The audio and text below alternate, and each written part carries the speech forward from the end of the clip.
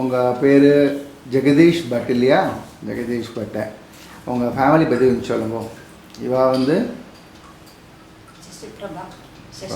எந்த ஊர் உங்களுக்கு சொந்த ஊரில்? ஓ, நீங்களும் கேரளா தான், காசர்கோடு.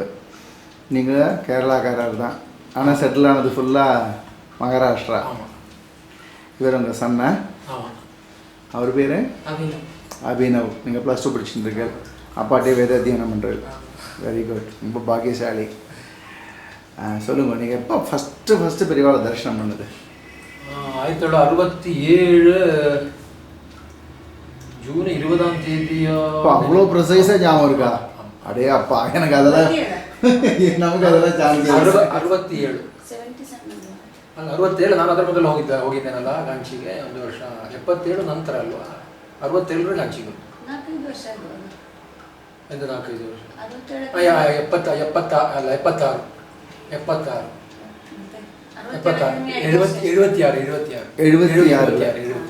எனக்கு 67 பிறந்துட்டேல. 63 நான் டேட் ஆஃப் பர்த் 1966 பெரியவாளை தரிசனம் பண்ணேன் ஃபர்ஸ்ட் டைம். அப்போ தான் காஞ்சிபுரத்தில் தரிசனம் பண்ணல. அப்போ பெரியவாளை தரிசனம் பண்ணும்போது உங்களுக்கு வந்து ஃபீலிங், அதாவது பெரியவா அப்படிங்கிறதெல்லாம் தெரியுமா? இல்லைன்னா தெரியல, பெரியவா பற்றி ஒன்றுமே தெரியல. ஒரு மகான், ஆனால் பார்த்தா ஒரு பெரிய ஒரு ஜோதியாட்டம் தெரிஞ்சு தவிர்த்து பெரியவா பற்றி எந்த விதமான ஒரு இதுவும் அனுபவத்துக்கு இல்லை. ஆனால் பெரியவா பெரிய விஷயம். ஆனால் எங்கள் பக்கத்துலலாம் கர்நாடக ஜெகத்குருங்கிறது பெரிய ஒரு விஷயம். அப்போ ஒரு பரமேஸ்வர, சாட்சாத் பரமேஸ்வரங்கிறது எங்கள் ஊர்லெல்லாம் அந்த ஒரு இது உண்டு. அதே மாதிரி நினச்சேன், ஓஹோ இது பரமேஸ்வரன் அவ்வளோதான் தவிர்த்து மடத்தை பற்றியோ நம்ம காஞ்சி பீடாதிபதிகளை பற்றியோ பெரிய பற்றி ஒன்றுமே விஷயமே தெரியாது. அதுக்கப்புறம் தான் அது என்னமோ ஒரு பெரிய ஒரு மேக்னெட் மாதிரி இழுக்க ஆரம்பிச்சது. அது சத்தியம் தான். சொல்லுங்க, உங்களுக்கு ஏற்பட்ட அனுபவங்கள் பெரியவாள்கிட்ட சில இன்சிடென்ட்ஸ்லாம் கூட நீங்கள் எனக்கு சொல்லியிருக்கீங்க, எனக்கு ஞாபகம் இருக்குது. உங்களுக்கு எதெல்லாம் ஞாபகம் இருக்கோ நீங்கள் சொல்லுங்க. ஏதாவது ஒன்று மிஸ் ஆகிருந்ததுன்னா நான் அப்புறம் உங்களுக்கு ஞாபகப்படுத்த முடியுமா பார்க்குறேன். சொல்லுங்க, உங்கள் இன்ட்ராக்ஷன்ஸ் பெரியவா கூட வரும்பொழுது எப்போ கொஞ்சம் க்ளோஸில் வர ஆரம்பிச்சு? க்ளோஸ்லன்னா 83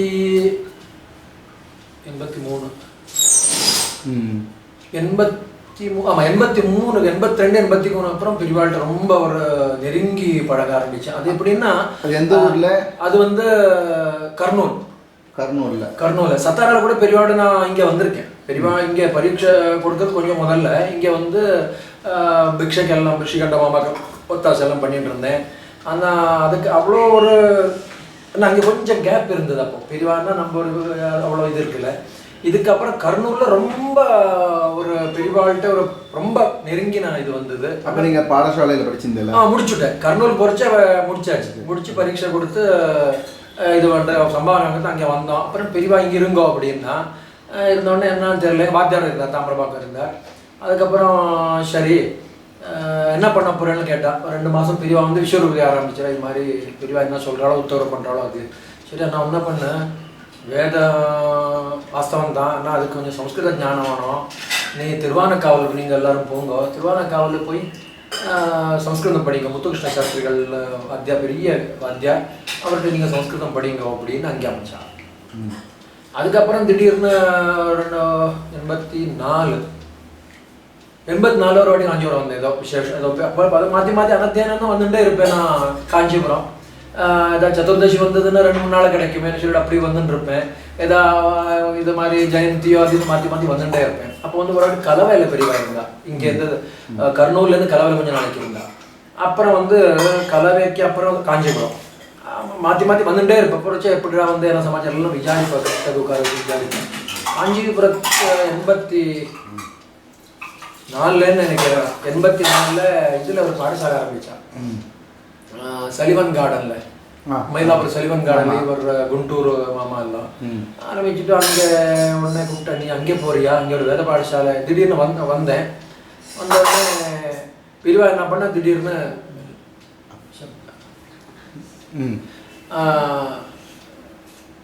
நம்ம பொட்டி படுக்கையோட நான் திருவானக்காவில் நேரம் காஞ்சிபுரம் போயிட்டேன். உடனே பெரியவாட்டு போய் சொன்னேன், இது மாதிரி சமாச்சாரம் ஆற்றுல ரொம்ப சிரமமாக இருக்குது, அதனால் நான் வந்து ஆற்றுக்கு போகலான்னு நினச்சிட்டு இருக்கேன், பெரியவா ஆசீர்வாதம் பண்ணணும் அப்படின்னு. அப்படின்னா இல்லை இல்லை இது மாதிரி சிரமம்.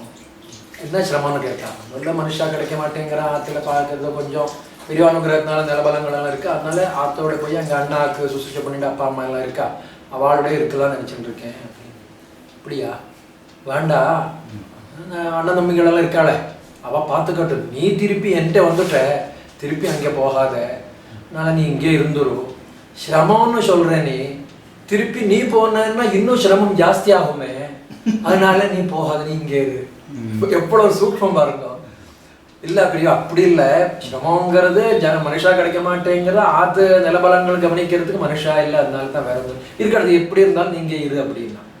உடனே பொட்டி படுக்கையெல்லாம் கொண்டு வந்துருக்கியோன்னா அப்படின்னா, சரி அது பாட்டு நீ ஒன்று பண்ணு, இங்கே ஒரு பாடசாலை ஆரம்பிச்சிருக்கேன் புதுசாக மயிலாப்பூரில், அங்கே போ, அங்கே போயிட்டு அங்கே போய் இரு, அங்கே அவளுக்கு எல்லாம் சின்ன சின்ன பசங்க அப்படின்னு சொல்லிட்டு அதுக்கப்புறம் அங்கே போனோடனே அங்கே படிச்சு இன்னும் கொஞ்சம் வித்தியார்த்திகள் தேவைப்பட்டது. திருப்பி வைத்தா மாமா, குண்டூர் கிருஷ்ணா, அப்புறம் இன்னொரு 4-5 பேர் யாரும் நேராக ட்ரெயினில் காசர்கோடு போயிட்டு அங்கேருந்து பல குழந்தைகளை கூட்டின்னு வந்து பூனல் எல்லாம் போட்டுவிட்டோம். பூனல் போட்டு அன்றைக்கி சில பசங்க பூனல் போடல, அப்போ அப்பா அம்மா எல்லாம் நேராக மயிலாப்பூருக்கு கூட்டின்னு வந்து சலிவன் கார்டனில் பூனல் போட்டு வச்சு பெரியவா உத்தரவு பிரகாரம். அப்புறம் அங்கேருந்து ஒரு நாளைக்கு என்ன திடீர்னு அத்தனை ஒட்டுகளை பெரியவாளை போய் இது பண்ணி ஆசீர்வாதம் வாங்கி தான் ஆகணும், அதுக்கப்புறம் தான் மேற்படியெல்லாம் சரின்னு சொல்லிட்டு 2 வண்டி ஏற்பாடு பண்ணால் இவா குண்டூர் மாமா, அப்புறம் வந்து ராதாகிருஷ்ணன்லாம் இருந்தார் போல் இருக்கு, அப்பா அதில் ட்ரஸ்டியாக இருந்தார், எல்லாரும் சேர்ந்து 2 வண்டி எல்லாம் போட்டு நான் என்ன அங்கே கவனிக்க போகிறேன், இந்த பசங்களுக்கு லாங்குவேஜ் ப்ராப்ளம் சொல்லிட்டு என்ன இந்த எல்லாத்துக்கும் ஒரு மேனேஜர் மாதிரி பெரிய உத்தரப்படி நான் இருந்துட்டு இருக்கேன். திடீர்னு இதெல்லாம் பூனல் ஆகிடுத்தி வாழை கூட்டிகிட்டு சாப்பாடு பண்ணி வச்சுட்டு கிளம்புறோம். அதனால் சாப்பாடு 10-11 மணிக்கு ஒரு பூனல் தண்டி நீரெல்லாம் முடிச்சுட்டு காஞ்சிபுரம் போகிறதுக்கு முதல்ல அந்த இது இருக்கு இல்லையா, அந்த பெரிய ஹாஸ்பிட்டல் இருக்குது பாருங்க, அந்த காஞ்சிபுரம் உள்ள மீனாட்சி ஹாஸ்பிட்டல், அதை தாண்டினோடனே என்னமோ ஒரு சத்தம் கேட்டது வண்டி. அதில் வந்து இந்த ஸ்டாண்டர்டு வண்டி, ஒரு மெட்ரோடோர் வண்டி, எல்லாத்துலேயும் ஒரு 10-15 இந்த எல்லா பசங்களையும் கூட்டிகிட்டு அப்பா அம்மா எல்லோரும் இருக்கா. உடனே டக்குன்னு நான் டிரைவர் லெஃப்ட் சைடில் உட்காந்துருக்கேன். உட்காந்தோடனே ரொம்ப சத்தம் இருப்பா, என்னமோ சத்தம் கேட்கறதுன்னு நான் டிரைவ் அவனுக்கு புரியல, கேட்கல. உடனே அவன் நிறுத்தின சைடில் கொண்டு போகிறதுக்கும் ஆக்சல் கட் ஆகி வண்டி கரெக்டாக உரசி அப்படி நின்று இருக்கு. ஒரு செகண்ட் முன்ன பின்ன இருந்ததுன்னா கொடை சாஞ்சிருக்கு, ஏதாவது ஒன்று கொண்டு ஆயிருக்கும். அதுக்குள்ளே அவள் ட்ரஸ்டிகளெல்லாம் பின்னாடி வந்துட்டு இருந்தா, ஒரு வண்டி நிறுத்தி அதாவது இதெல்லாம் பண்ணி கிருஷ்ணமாமா என்ன பண்ணார், எல்லாரையும் வேறு வண்டியில் மாற்றிட்டு நேராக போனோம். போகிறதுக்கு கரெக்டாக 2-2:30 மணி இருக்குன்னு வச்சுங்களேன். மடத்துக்கு போனோடனே நல்ல கூட்டோடனே இது மாதிரி வந்திருக்க கிருஷ்ணா உள்ளே போய் சொன்னார், இது மாதிரி வித்தியார்த்திகளை கூட்டின்னு வந்தார். உடனே எல்லாரும் கூப்பிட்டு நல்லபடியாக வந்து சேர்ந்துட்டேளா, யாருக்கும் ஒன்றும் ஆகலையே அப்படின்னு கேள்வி புரியும். பாருங்க எவ்வளோ கவலைப்பட்டு அந்த அது அப்படின்னு அதான் எடுத்து அப்புறம் நல்லா ரொம்ப சந்தோஷம், நல்லபடியாக படிங்க, எல்லாரும் பிரசாதெல்லாம் கொடுத்துட்டு பெரியவாள்கிட்ட போய் யாரும் வண்டிக்கு இப்படி ஆச்சுன்னா ஒன்றும் சொல்லலை, பெரியவா தான் கேட்ட கேள்வி இதுதான். அப்புறம் அவளுக்கு சாப்பாடெல்லாம் பண்ணி வச்சுட்டு நீங்கள் பிரசாதம் கொடுத்து கிளம்பி போயிட்டோம். அதுக்கப்புறம் என்னாச்சு, திடீர்னு ஒரு நாளைக்கு ஃபோன் பண்ணி என்ன வர சொன்னேன் பெரியவா. அதுக்கு முதல்ல ஏதோ நடந்திருக்கு, கண்ண மாமா பெரியவா இதெல்லாம் இது பண்ணியிருக்கா. நாளைக்கு ஏதோ நடந்துட்டுருக்காச்சு, என்னடா பண்ண போய் பெரிய கோவில் கட்டியாச்சு. பெரியவா வந்து டோட்டலி இந்த ஸ்கெட்சை பார்த்தா, இந்த கோவில் டோட்டல் என்டையர் பிளானு.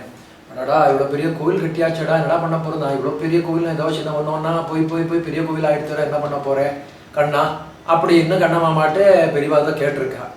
இல்லை பெரியவா என்னவா பெரியவா தான் இது பண்ணணும், அண்ணா ஒன்று எனக்கு நினச்சிட்டு இருக்கேன் நான், பட்டு வந்து ஜெகதீஷ் பட்டி இருளிக்கில் படித்து இப்போது மெட்ராஸில் இருக்கான், அவனை சத்தாராக்கு அனுப்பலான்னு நினச்சிட்டு இருக்கேன். பெரியவா உத்தரவு பண்ணா. ஆமாம் நான் கூட அதான் யோஜனை பண்ணிகிட்டே இருந்தேன், அதனால தான் அவனை கூட அங்கேருந்து வர சொன்னேன். அதுக்கப்புறம் ஏதோ அதுக்குள்ளே வேறு அனுப்பிச்சுட்டேன், அண்ணா அவனை அனுப்பலாமே நல்லா இருக்குமே அப்படின்னு பெரியவா அதுக்கு ரொம்ப அனுகூலமாக பெரியவா இது பண்ணிட்டா. ஆனால் அவனை கூப்பிடுந்தான். கூப்பிட்ட உடனே வரைச்சி அங்கேருந்து சலிவன் கார்டன்லேருந்து வரைச்சி அதில் பொட்டி பொடுக்கடை பெரியவா உத்தரவு பண்ணியிருக்கான்னு உத்தரவை எடுத்துன்னு வந்துவிட்டேன். உடனே பெரியவா கேட்டா, என்னடா என்ன சமாளம், இல்லை இது மாதிரி பெரியவா உத்தரவு, அப்படியா நான் கூப்பிட்டேன்னு சொன்னாடா அப்படின்னு. ஆமாம் பெரியவா, சரி நான் வந்து சத்தாராவில் கோவில் கட்டின்னு இருக்கேன் தெரியுமா உனக்கு? ஆமாம் பெரியவா, பெரியவாள் இருந்தாங்க சத்தாராவில், ஆனால் மேற்படி கோவில் கட்டுறது அவ்வளோ விஷயம் தெரியாது எனக்கு, அதனால் அதான் தெரியும் அப்படின்னு சொன்னோடனே அப்புறம் நீ அங்கே போறியா? நான் யோஜனை பண்ணேன் கொஞ்சம். இது மாதிரி என்னடா இது பெரியவா, இது மாதிரி திடீர்னு இங்கே இருந்தவன் அங்கே போய் தூக்கி போடுறாள். அது இல்லாமல் இங்கே லாங்குவேஜ் ப்ராப்ளம், இது மாதிரி மராட்டி, இது மாதிரி இல்லை இவ்வளோ பெரிய நிர்வாகம், கோவில் என்ன சமம் ஒன்றுமே தெரியாது. கண்ணை காட்டில் கட்டி காட்டில் விட்ட மாதிரி ஆகுமே நினச்சிட்டே இருந்தேன். திடீர்னு நான் ஒன்றுமே சொல்லலை. அதுக்கப்புறம் யோஜனை பண்ணா என்னடா இது மாதிரி இல்லை உங்கள் ஊர்லேருந்து ரொம்ப கிட்டக்க, நீ வந்து எந்த ஊர்லேருந்து வந்து அவனுக்கு தெரியுமா? இல்லை தெரியாது பெரியவா. இது மாதிரி உங்கள் பூர்வீகாவில் எந்த ஊர்னு உனக்கு தெரியுமான்னு கேட்டான். இல்லை தெரியாது பெரியவா. நீ உங்கள் பூர்வீகாலெல்லாம் சத்தாரா டிஸ்ட்ரிக்ட் தான்டா. உங்களுக்கு சத்தாரா டிஸ்ட்ரிக்டில் கராடுங்கிற ஒரு ஊர் இருக்குது, அதுதான் உங்களுக்கு உங்கள் மூல இதே ஊரே அதுதான். நீங்கள் வந்து ரொம்ப வருஷத்துக்கு முதல்ல வந்து மகாராஷ்டிராலேருந்து இங்கே குடியேறினவா? நீங்கள் அத்தனை மராட்டி தானே பேசுகிறேன் அப்படின்னா. ஆமாம் பெரியவா. அதனால நீ வந்த பிறந்த ஊருக்கே திருப்பி நீ போயின்னு இருக்க அப்படின்னு பெரியவா சொன்னான்.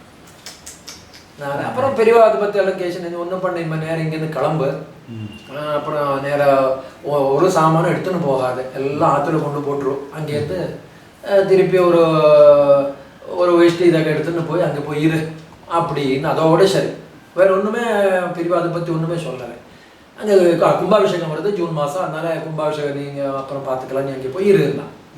அடுத்தெல்லாம் கும்பாபிஷேகம் எல்லாம் முடிஞ்சதுக்கப்புறம் ஒரு நாளைக்கு சாயந்தரம் திருப்பி இதெல்லாம் ஏற்பட்ட இதெல்லாம் இருந்தது, பிரச்சனைகள் அதெல்லாம் எடுத்து திருப்பி சாயந்தரம் மெதுவாக பெரியவா ஜெயேந்திர சுவாமிகள் வந்திருந்தா.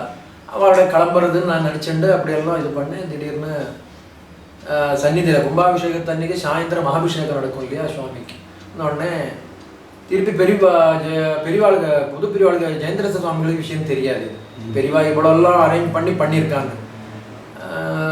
சந்நிதியில் தீபாரதான உடனே கண்ணமாமாவை கூப்பிட்டா ஜெயேந்திர சுவாமிகள், ஏண்டா கண்ணா என்னடா பண்ண போகிற, இவ்வளோ பெரிய கோவில் கட்டியாச்சு, என்னடா பண்ணுறது, மடத்துல மனுஷா இல்லை, இது மாதிரி இதெல்லாம் என்னடா பண்ணுறது அப்படின்னு புது பெரியவாளும் சந்நிதியிலே பேசிட்டு இருக்கா.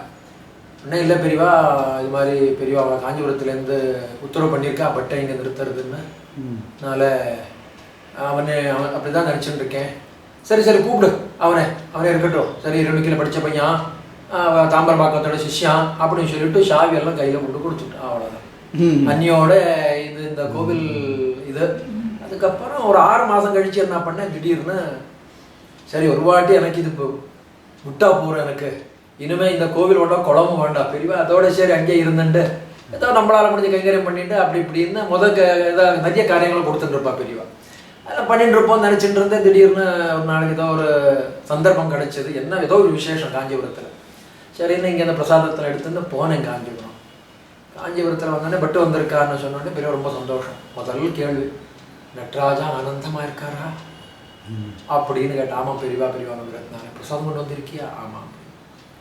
சரி எல்லாம் கேட்டால் விசாரிச்சா யார் இருக்கா, பூஜைக்கு என்ன சமாச்சாரம், எப்படி பூஜை இதெல்லாம் விசாரிச்சு நடந்துட்டுருக்கு அப்படின்னு. அதுக்கு அடுத்தபடி அதுக்குள்ளே என்னாச்சுன்னா இந்த சங்கர மடத்துக்காரா இங்கே பூஜை கொஞ்சம் நாளைக்கு இருந்தான். இந்த காசிநாத சாஸ்திரி வகைரா. ஏன்னா பெரியவாளும் ஆதி காலத்தில், அதனால தான் இங்கே பெரியவா தங்கறதுக்கு காரணமே 11 மாதம். அந்த இவர் வந்து காசிநாத சாஸ்திரி வந்து 1930 அங்கே இதில் காசியில் சந்திச்சது. சரின்னு சொல்லிட்டு பெரியவா என்ன பண்ணா, முக்கியமாக நடராஜாவுக்கு சிதம்பர தீட்சிதாலும் பாக்கி சுத்து கோவிலுக்கு லோக்கல்காரால வச்சு பூஜை பண்ணுறதுன்னு பெரியவா முடிவு பண்ணிவிட்டு, அது மாதிரி அவளுக்கும் ஒரு பெரிய வித்வான்கள், பெரிய வித்வான்கள், அவளுக்கும் மாசாந்திர ஏதான ஒரு சம்பாவனை மாதிரி கொடுத்தா அவளுக்கும் குடும்பம் நடத்த சௌரியமாக இருக்கும் அப்படின்னு. சரி என்ன பண்ணேங்க, சில பிரச்சனைகளால் நான் என்ன பண்ணிட்டேன், இவாளை வந்து ஒரு 3 மாதம் 4 மாதம் ஆனோடனே இங்கேருந்து அவளை மெதுவாக எனக்கு வந்து சரிப்பட்டு வரல. ஏன் ஒழுக்கத்துக்கோ ஏன் பாக்கி இருக்கிற அட்மினிஸ்ட்ரேஷனுக்கு அவ்வளோ சரியாக வரல. சரின்னு டக்குன்னு என்ன பண்ணேன், நோட்டீஸ் கொடுத்து அவளை நான் கோவில்லேருந்து எடுத்துட்டேன். அவளைன்னா யாரு? சங்கர மடத்துக்காரா சுத்து கோவில் பூஜை பண்ணுறாங்க. அவள் என்ன பண்ணியிருந்தா, ஏதோ நம்ம கோவில் ரூல் அண்ட் ரெகுலேஷனுக்கு தவறுதெல்லாம் ஏதோ பண்ணிட்டு இருந்தா. அது எனக்கு அப்படி பட்டுது, ஆனால் அது வேற விஷயம். என்னோட அவள் வந்து என்ன பண்ணிட்டா, பெரிய ஒரு காசிநாத சாஸ்திரி இருந்தார் அப்போ. அவர் பெரிய ஒரு லெட்டர் பெரியவாளுக்கு எழுதினார்.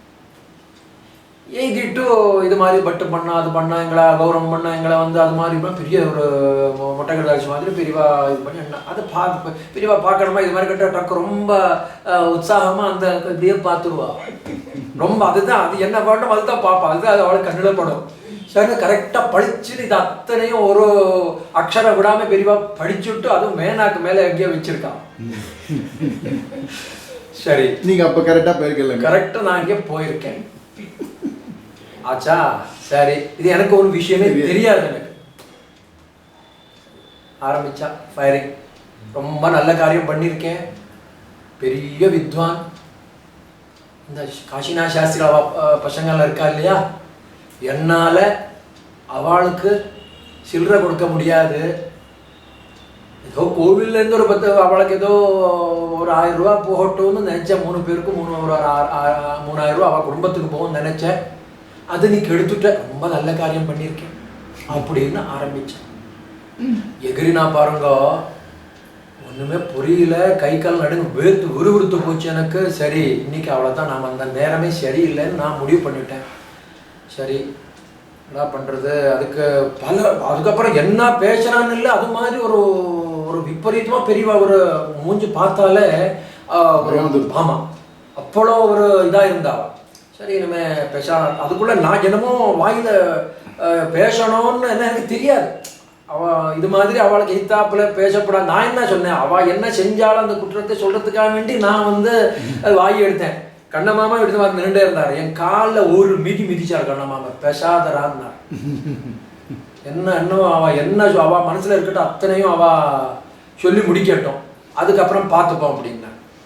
உடனே ஆச்சு ஒரு 15 நிமிஷம் இவா பற்றி பேசிட்டு அதெல்லாம் சொல்லிட்டு கடைசியில் பெரியவா எல்லாம் முடிஞ்சிருச்சு. அவள் மனசில் அந்த லெட்டர் இருக்கிறது அந்த வேகம் நின்றுட்டு.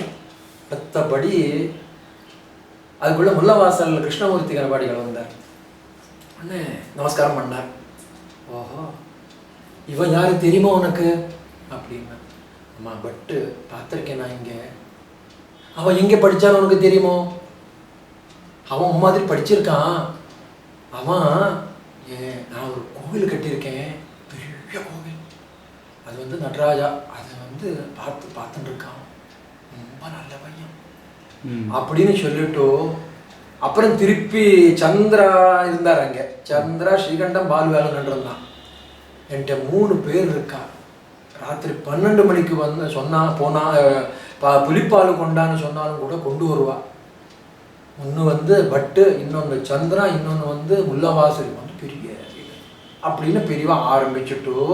அதுக்கப்புறம் என்ன எனக்கு மனசு ரொம்ப வருத்தாயிடுதுன்னு, எனக்கு ரொம்ப ஒரு என்ன அறியாமல் நான் வருத்தப்பட்டுட்டேன்னு அவளுக்கு தெரிஞ்சு போச்சு. எனக்கு பனிஷ்மெண்ட்டும் கொடுத்துட்டா. திருப்பி அதை வந்து அவன் வந்து சரி பண்ணணும். அதை வந்து என் குழந்தை தானே அடிச்சான் அப்படின்னு சொல்லிட்டு அது உடனே அந்த அடுத்த ஸ்டெப்பு. அப்புறம் தான் எனக்கு வந்து பெரியவா அனுகிரகம் பண்ணியிருக்கா. அந்த அனுகிரகம் தான் இன்னி வரணும் ஓடுறோம்.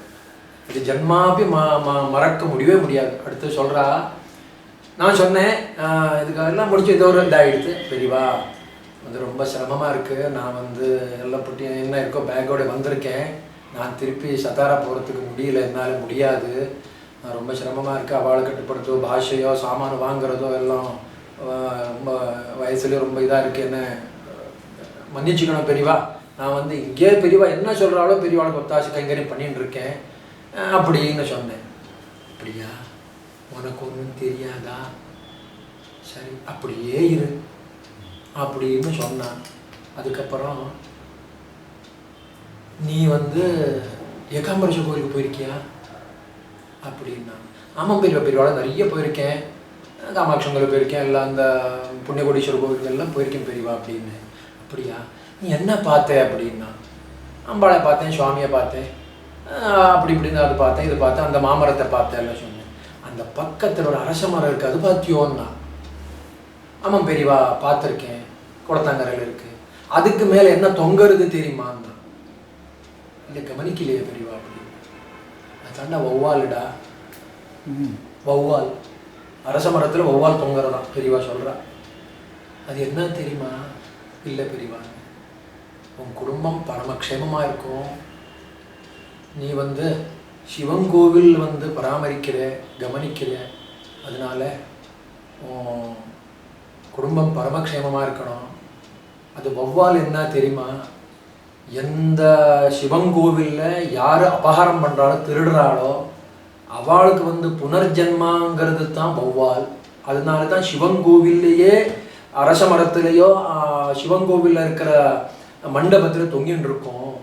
இன்னொன்று என்னன்னா, வெறும்னே வௌவால் தொங்குறதோட மாத்திரம் இல்லை, அந்த ஒரு மிருகத்துக்கு மட்டும்தான் தான் சாப்பிட்டு அதே வாயில் கக்கிறதுங்கிறது ஒரு சிவ ஒரு அபராதத்துக்கு ஒரு பெரிய பிராயஷ்சித்தம் அது.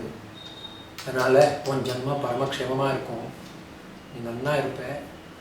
3 சொன்னான், இப்படியே கைது பண்ணான். ஒன்று வந்து சிவன் கோவிலில் திருடாத, அடுத்தது வந்து சிவங்க இதை வந்து நீ வந்து தில்லுமுல்லு பண்ணாத, தானா இது பண்ணி போகஸ் பண்ணி இது பண்ணாத. அடுத்தது வந்து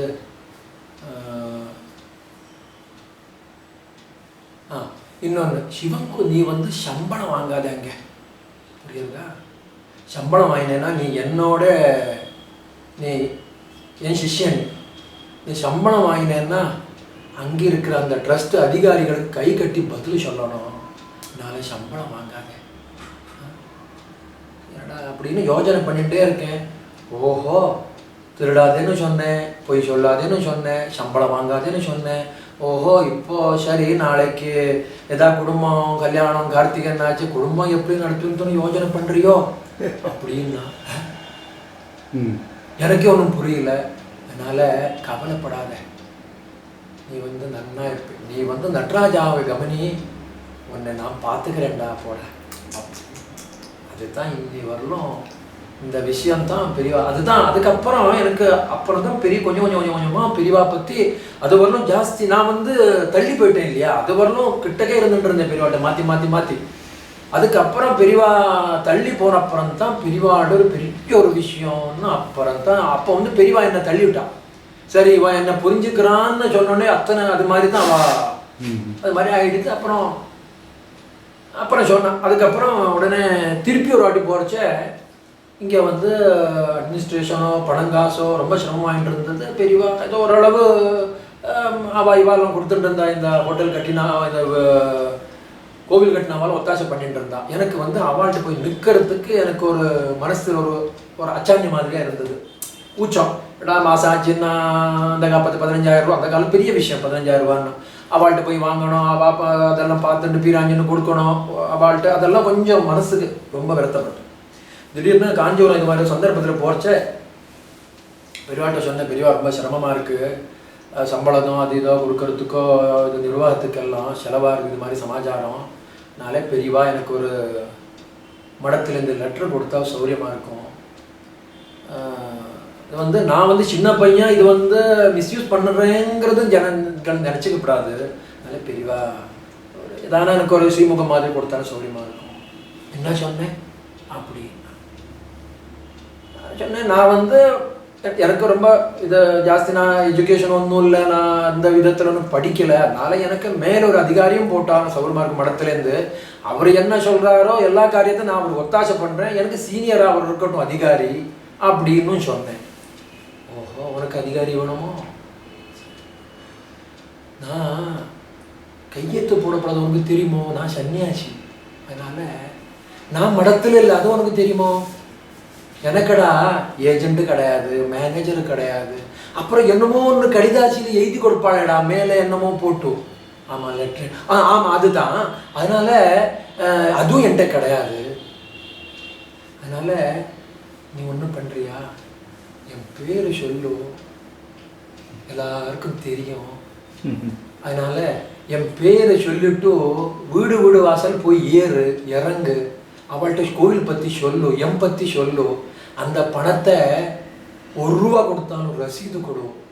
நீ சில்லறை இந்த வாங்கி இந்த உதிரி பணமாக வாங்காத, அந்த பணத்தை வாங்கி அந்த பணத்தை செலவு பண்ணாத. அந்த என்ன பணம் வருதோ பேங்க்கில் கட்டிட்டு அது வந்து ஃபிக்ஸடாக வச்சிடும். அதுலேருந்து வர வட்டியிலேருந்து கோவில் நடத்துறியா, அது பண்ண நடக்கும் அப்படின்னு. அதுலேருந்து என்ன ஆச்சுன்னு தெரியல, மாற்றி மாற்றி கிட்டத்தட்ட ஒரு 15 லட்சம் ரூபா நான் இங்கே வசூல் பண்ணேன் சத்தாராலே.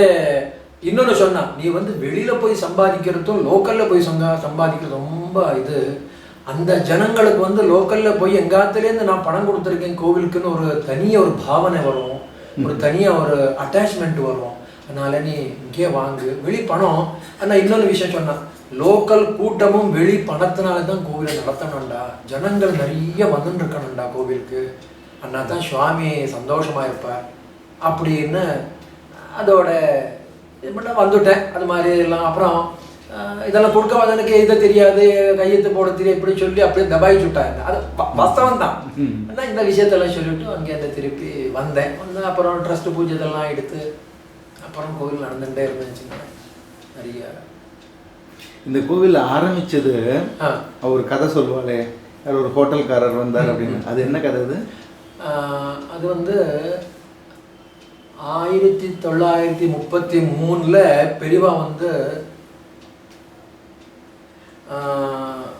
எல்லா யாத்திரை போகிற மாதிரி பெரியவா முதல் யாத்திரை வந்து சிதம்பரம் போனாங்க. சிதம்பரத்தை பற்றி பெரியவாளுக்கு ஒரு தனிப்பட்ட ஒரு எல்லா சுவாமியோடையும் நடராஜாட்ட ஒரு தனி பிரியம். அது என்னான்னு பெரியவாளுக்கு தான் இப்படி தான் இது பண்ணுவா. சரி சொல்லிட்டு திடீர்னு அங்கே சொர்ண வெங்கடேஷ் இல்லை அந்த பேர் முந்தானு கிடச்சிருக்கு எனக்கு, சொல்கிறேன். முந்தானுக்கு எங்கேயோ பார்த்தேன், நான் ஒரு தமிழ் புஸ்தகத்தில் பார்த்தேன், அவர் பேர் சொல்கிறேன். சொர்ண வெங்கடேஷ் இல்லை இருக்கு, அந்த புஸ்தகத்தில் இருக்கு, சொல்கிறேன். அவர் வந்து பெரிய வித்வான், பெரியவா யாருங்கிறது அவருக்கு தெரியும், பெரியவாளுக்கு அவர் யாருங்கிறது தெரியும். அவ்வளோ ஒரு பெரிய ஒரு அந்த தீட்சத்தோட பெரியவாள்கிட்ட ஒரு அட்டாச்மெண்ட்டு. அதனால் பெரியவாளோட கொஞ்சம் ஒரு 10 வயசுக்கு தான் சின்னவராக இருப்பார். ஏதோ மாற்றி காஞ்சிபுரம் வருவார். அந்த இடத்துல எல்லாம் யாத்திரை எல்லாம் போகிறச்சு பெரியவா அவசியம் ஒரு வாட்டி வரணும் அப்படின்னு பெரியவாளை வந்து ரொம்ப வற்புறுத்தி கூப்பிட்டார். அங்கே ஏதோ ஒரு சத்திரத்தில் பெரியவா வரான்னு தெரிஞ்சுட்டு எல்லாம் ஏற்பாடு பண்ணியிருக்கா, பூஜைக்கு அதுக்கு இதுக்கெல்லாம். முதல் நாளைக்கு வந்து அவர் கூப்பிட்டார், பெரியவா வந்து இத்தனை மணிக்கு வந்தார்னா எல்லாம் பெரியவா தரிசனம் பண்ணுற சௌரியமாக இருக்கும், பெரியவா வந்து நம்ம எல்லாம் தயாராக இருக்கோம் பூர்ண கும்பத்துக்கு அப்படின்னு இந்த தீட்சிதர் மறந்துட்டேன் சொல்கிறேன். அவர் வந்து எல்லாம் ஏற்பாடு பண்ணி சரி ரொம்ப சந்தோஷமாக இவர் வந்து நாளைக்கு பெரியவா வரான்னு எல்லாம் ஏற்பாடு பண்ணியிருக்கார். அப்புறம் ஒரு 8 மணிக்கு 7 மணிக்கு 6 மணிக்கு தான் ஏற்பாடு பண்ணியிருக்கா போல. அதுக்குள்ளே பெரியவா பூஜை கட்டுக்காராள்கிட்ட சொல்லி என்ன பண்ணியிருக்கேன், நாளைக்கு நான் வந்து 4 மணிக்கு சிவகங்கையில் ஸ்நானம் பண்ண போகிறேன்டா, மடி ஸ்நானம்னு பெரியவா வந்து சொல்லி வச்சோம். இது யாருக்குமே தெரியாது. 2 பேர் மடி செஞ்சியும் பெரியவாளும் இந்த சிவகங்கையில் போய் ஸ்நானம் பண்ணிவிட்டார். ஸ்நானம் பண்ணிட்டு டக்குன்னு அனுஷ்டானத்தை முடிச்சுட்டு கிட்டத்தட்ட 5-5:30 மணிக்கு பெரியவா வந்து இந்த சுவாமி நடை திறக்கறச்சே பெரியவா வந்து சந்நிதியில் இருக்கா. யார் அந்த நடை திறக்கிறதுக்கு போகிறாலோ தீட்சிதருக்கு பெரியவா பற்றி தெரியாது. சரின்னு திரும்பி சுவாமிகள் போல் இருக்கு அப்படின்னு ஏதோ ஒரு பார்த்ததும் பார்க்காத மாதிரி அந்த வேலையில் அவரால் ஜாஸ்தி கவனிக்க முடியாது. காலம்பர நேரத்தில் தீபம் போகணும் அது இது. சரி சுவாமிகள் வந்தார், ரொம்ப ஆனந்தமாக அந்த கோவிந்தராஜ பெருமாள் இடத்துல தரிசனம் பண்ணார்.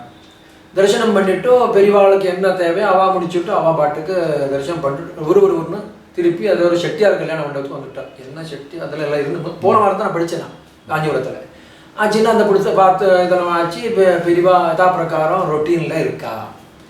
அதுக்குள்ளே பெரியவா கல்யாண மண்டபத்துக்கு போகிறதும் இந்த தீட்சிதருக்கும் தெரியறதுக்கும் அவர் வந்து ரொம்ப டிஸ்டர்ப் ஆகிட்டார். நான் வந்து இது மாதிரி பெரியவாள்கிட்ட அவளை வந்து ஸ்வாகதம் பண்ணுறதுக்கு பூர்ணகும்பத்துக்கும் இதுக்கெல்லாம் ரெடி பண்ணி வச்சிருந்தேன், பெரியவா இது மாதிரி வந்துட்டு போயிட்டாளேங்கிற ரொம்ப கதறார். சரி திருப்பி ஒன்று கல்யாண மண்டபத்துக்கு போனோடனே, அரே நான் தீட்சிதோட போயிட்டு வந்துட்டேனே, ரொம்ப ஆனந்தமாக தரிசனம் ஆச்சே அப்படின்னு பெரியவா இல்லை சுவாமிகளை இந்த மாதிரி நீங்கள் வச்சுக்கக்கூடாது, நீங்கள் வந்தால் தான் ஆச்சு, நீங்கள் வந்து பஞ்சாட்சரி படியை மிதிச்சுட்டு உள்ளே போய் தரிசனம் பண்ணணும் அப்படின்னு ஸ்ட்ரிக்டாக சொல்லிவிட்டேன். பெரியவா வந்து கீழே தரிசனம் பண்ணிட்டு போயிட்டேன். முதல் தரம் காலம்பரை ரெடா பண்ணுறது இது மாதிரி பிடிவாதம் பிடிக்கிறான்னு சொல்லிட்டு பெரியவா திருப்பி அங்கேருந்து நிர்வாகம் இல்லாத வழியில் வந்துட்டா. திருப்பி வந்துட்டு நம்ம தடப்படலாம் பூர்ணகும்பம் அது இது மேல தாளத்தோட பெரியவா ரொம்ப வைபோகமாக கூட்டிகிட்டு வரா. வந்துட்டு பெரியவா வந்து இந்த சைடு வழியால் மேலே போய் நேராக நிற்கிறா. உடனே அந்த தீட்சிதர் ஞானசம்பந்த தீட்சிதர் பெரிய வித்வானவர், ஞானசம்பந்த தீட்சிதர், அவரை வந்து கூட்டிகிட்டு உள்ளே போனோடனே இல்லை பெரியவா பஞ்சாட்சரப்படி தாண்டிட்டு உள்ளே வரணும் அப்படின்னு உள்ளே போயிட்டு கதவு சாத்திட்டு இவர் ஞானசம்பந்த தீட்சிதர் பெரியவா 2 பேர் தான் உள்ளே இருக்கா. தண்ட தரிசனம் ஆகிடுத்து. அது திரும்ப தண்ட தரிசனம்னா பெரியவா சுவாமியை வந்து தொட்டு தரிசனம் பண்ணுறது தண்டத்தினாலே தான் தண்ட தரிசனம்ங்கிறது அவளுக்கு. அப்புறம் எல்லாரையும் உள்ளே விட மாட்டாவா. அவள் அர்ச்சகா, அவள் அருகத்தை இருக்கிறவா சிதம்பரத்தில். அப்புறம் வந்து இது மாதிரி பீடாதிபதிகள், அது மெயினாக நம்ம மடம். அந்த காலத்துலலாம் பாக்கி எந்த மடம் தெரியாது தமிழ்நாட்டில். நம்ம காஞ்சி மடம் தான் தெரியும், சிங்கேரியெல்லாம் அப்புறம் தான் ஏதோ ஒரு போன ஒரு 50 வருஷத்துக்கு 60 வருஷத்துக்கு வரும். இது பெரியவாளே எத்தனை வருஷத்துக்கு அப்புறம் அந்த சிதம்பரம் இதுக்கு சன்னியாசி பேட்டி கொடுத்துருக்கான். சரி சொல்லிட்டு எல்லாம் ஆகிடுத்து, தரிசனம் ஆகிடுத்து, தண்ட தரிசனம் ஆகிடுத்து. ரகசிய தரிசனம்லாம் பார்த்தா ரகசியத்தை பற்றி பெரியவா ரொம்ப ஒத்து பார்த்தாங்க. ரொம்ப டீட்டெயிலாக அப்படி பார்த்துட்டு எல்லாம் பண்ணிவிட்டு தீபாராதனை பெரியவாளுக்கு அந்த மடத்துக்கு மரியாதை எல்லாம் பண்ணிவிட்டு பெரியவாளுக்கு மரியாதை பண்ணிட்டு பெரியவா இறங்கி வந்தோடனே கிழக்கு வாசல்ல 2 பேர் டியூட்டி பிடிச்சுன்னு நிற்கிறான். அந்த டியூட்டி பிடிச்சி நிற்கிறான். இருந்தோடனே இந்த தீட்சிதர் ஒருத்தன்ட்டு டியூட்டி பிடுங்கிட்டார். பிடுங்கி பெரியவா அந்த பேஷண்ட்டை அப்படியே கொஞ்ச நேரம் போனோடனே திருப்பி இவர் தீட்சிதரை சொல்கிறார், நீங்கள் இங்கே இருங்கோ அப்படின்னா. பாக்கி யாரோ அந்த ரொம்ப பழைய மனுஷன், அந்த 1932 33 எந்த பெரியவாள் இருக்க மனுஷா தான். அநேகமாக இவர் இருந்தார், திருக்கலாவூர் ராமூர்த்தி இருந்தார்னு ஒரு கேள்வி. அப்புறம் யாருங்கிறது தெரியல. வேத பொரியெல்லாம் சின்ன வயசு என்ன தெரின வயசு எனக்கு தெரியல, இருக்கிற சான்சஸ் இல்லைன்னு நினைக்கிறேன். திருக்கலாவூர் ராமூர்த்தி இருந்தார் எனக்கு தெரியும், அது கண்டிப்பாக. அப்புறம் யாருன்னு தெரியாது, ஒரு 3-4 பேர் தான் இருந்தா. நீங்கள் இங்கே இருங்கன்னு சொன்னோடனே பெரியவா டியூட்டி இந்த இவர் ஞானசம்பந்த தீட்சிதரை வந்து டியூட்டி பிடிங்கிட்டு பெரியவாளை கூட்டின்னு எங்கேயோ ஒரு சீக்ரெட்டான வந்து ஒரு அறைக்குள்ளே பெரியவாளை கூட்டின்னு போயிட்டார். போனோடனே உள்ள கதவு சாத்தி விட்டார். பெரியவா உள்ளே பார்த்துட்டு இல்லை உள்ளே கதவு சாத்தினோடனே இவர் 2 பேர் தான் டியூட்டி பிடிச்சிட்டு இவர் தீட்சிதர் இருக்கார், பெரியவா இவர் 2 பேர் தான் உள்ளே இருக்கான். உள்ளே போயிட்டு பாக்கியெல்லாம் வெளியே இருந்துருக்கா. இந்த பேஷண்ட் இருக்கா, இவ்வளோ இங்கே நிற்க சொல்லியிருக்காள். அவள் உள்ள பேஷண்ட்டே இருக்கா. என்னோட இது பெரியவா எல்லாம் ரொம்ப ஒத்து கவனிச்சுட்டு இருக்கா. எல்லாம் பெரியவா பற்றி எல்லாம் ஆகிடுது. 1 மணி நேரம் 2 3 மணி 4 மணி நேரம் கிட்டத்தட்ட 3-3.5 மணி நேரம் ஆகிடுது. பெரியவாளுக்கு நேரம் போனதே தெரியல. ஆனால் இவாளோ லொப அடிச்சுக்கிறா.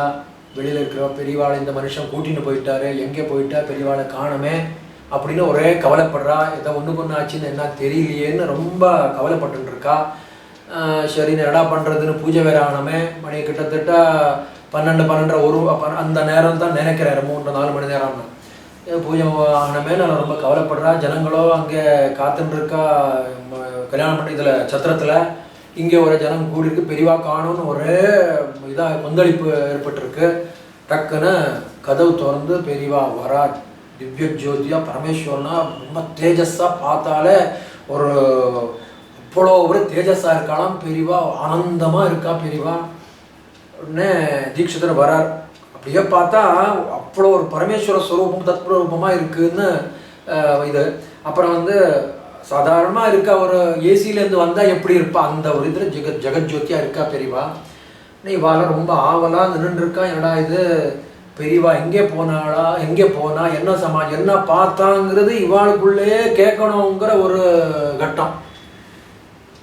இது பெரியவாளுக்கு புரிஞ்சு அவள் பரமேஸ்வரன் இல்லையா. உடனே டக்குன்னு சரி இவன் என்ன மடக்கிறான் இப்போ அப்படின்னு சொல்லிட்டு, ஓஹோ நான் எங்கே போனேன்னு உங்களுக்கு தேவையோ அப்படின்னு பெரியவா கேட்டாலாம். உடனே இதெல்லாம் நீங்கள் உங்கள் புத்தியில் படாது இந்த விஷயம்னால அத்தனை பூலோகத்தில் இல்லாத அத்தனை சமாச்சாரமும் இந்த இடத்துல இருக்குது. பெரிய இடம்டா, உங்களுக்கு புரியாது, உங்களுக்கு தேவையும் இல்லை. அதனால பெரிய ஒரு சாநித்தியம் உள்ள இடம் அப்படின்னு பெரியவா சொல்லிட்டு அப்படியே அதோட மழுப்பிட்டு பெரியவா கல்யாண மண்டபத்துக்கு போயிட்டான். ஆனால் சாதாரணமாக இந்த விஷயத்தெல்லாம் பார்த்தா அவள் அன்னைக்கே இந்த ஒரு நிர்ணயம் மனசில் முடிவு பண்ணியிருப்பான்னு ஒரு இது கிடைக்கிது. அதுக்கப்புறம் பல கதைகளெல்லாம் சொல்கிறா. அதுக்கப்புறம் ரொம்ப வருஷத்துக்கு முதல்ல இங்கே வந்து நடராஜா வந்திருக்காங்கிற ஒரு ஐதீகம் ஒன்று சொல்கிறா சத்ரபதி மகாராஜாவோட காலத்தில். அதுக்கு ஒன்றும் இதுவரையிலும் எவிடன்ஸ் ஒன்றும் இல்லை, ஆனால் அது இருக்கிறதுக்கு சான்சஸ் இருக்குது. அதுக்கப்புறம் அதுக்கப்புறம் பெரியவா வந்து 79 கிளம்பினாலோ காஞ்சிபுரத்தை விட்டு.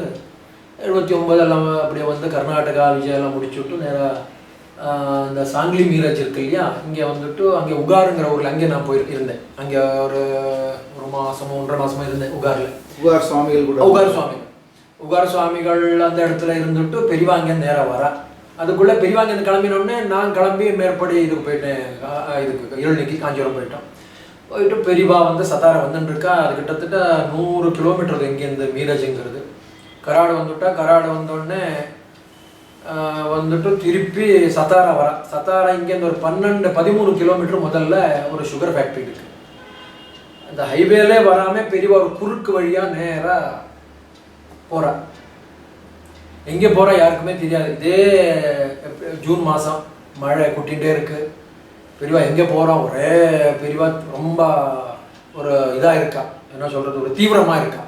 சரி, என்ன பெரியவாளுக்கு ஜுரம் வேறு.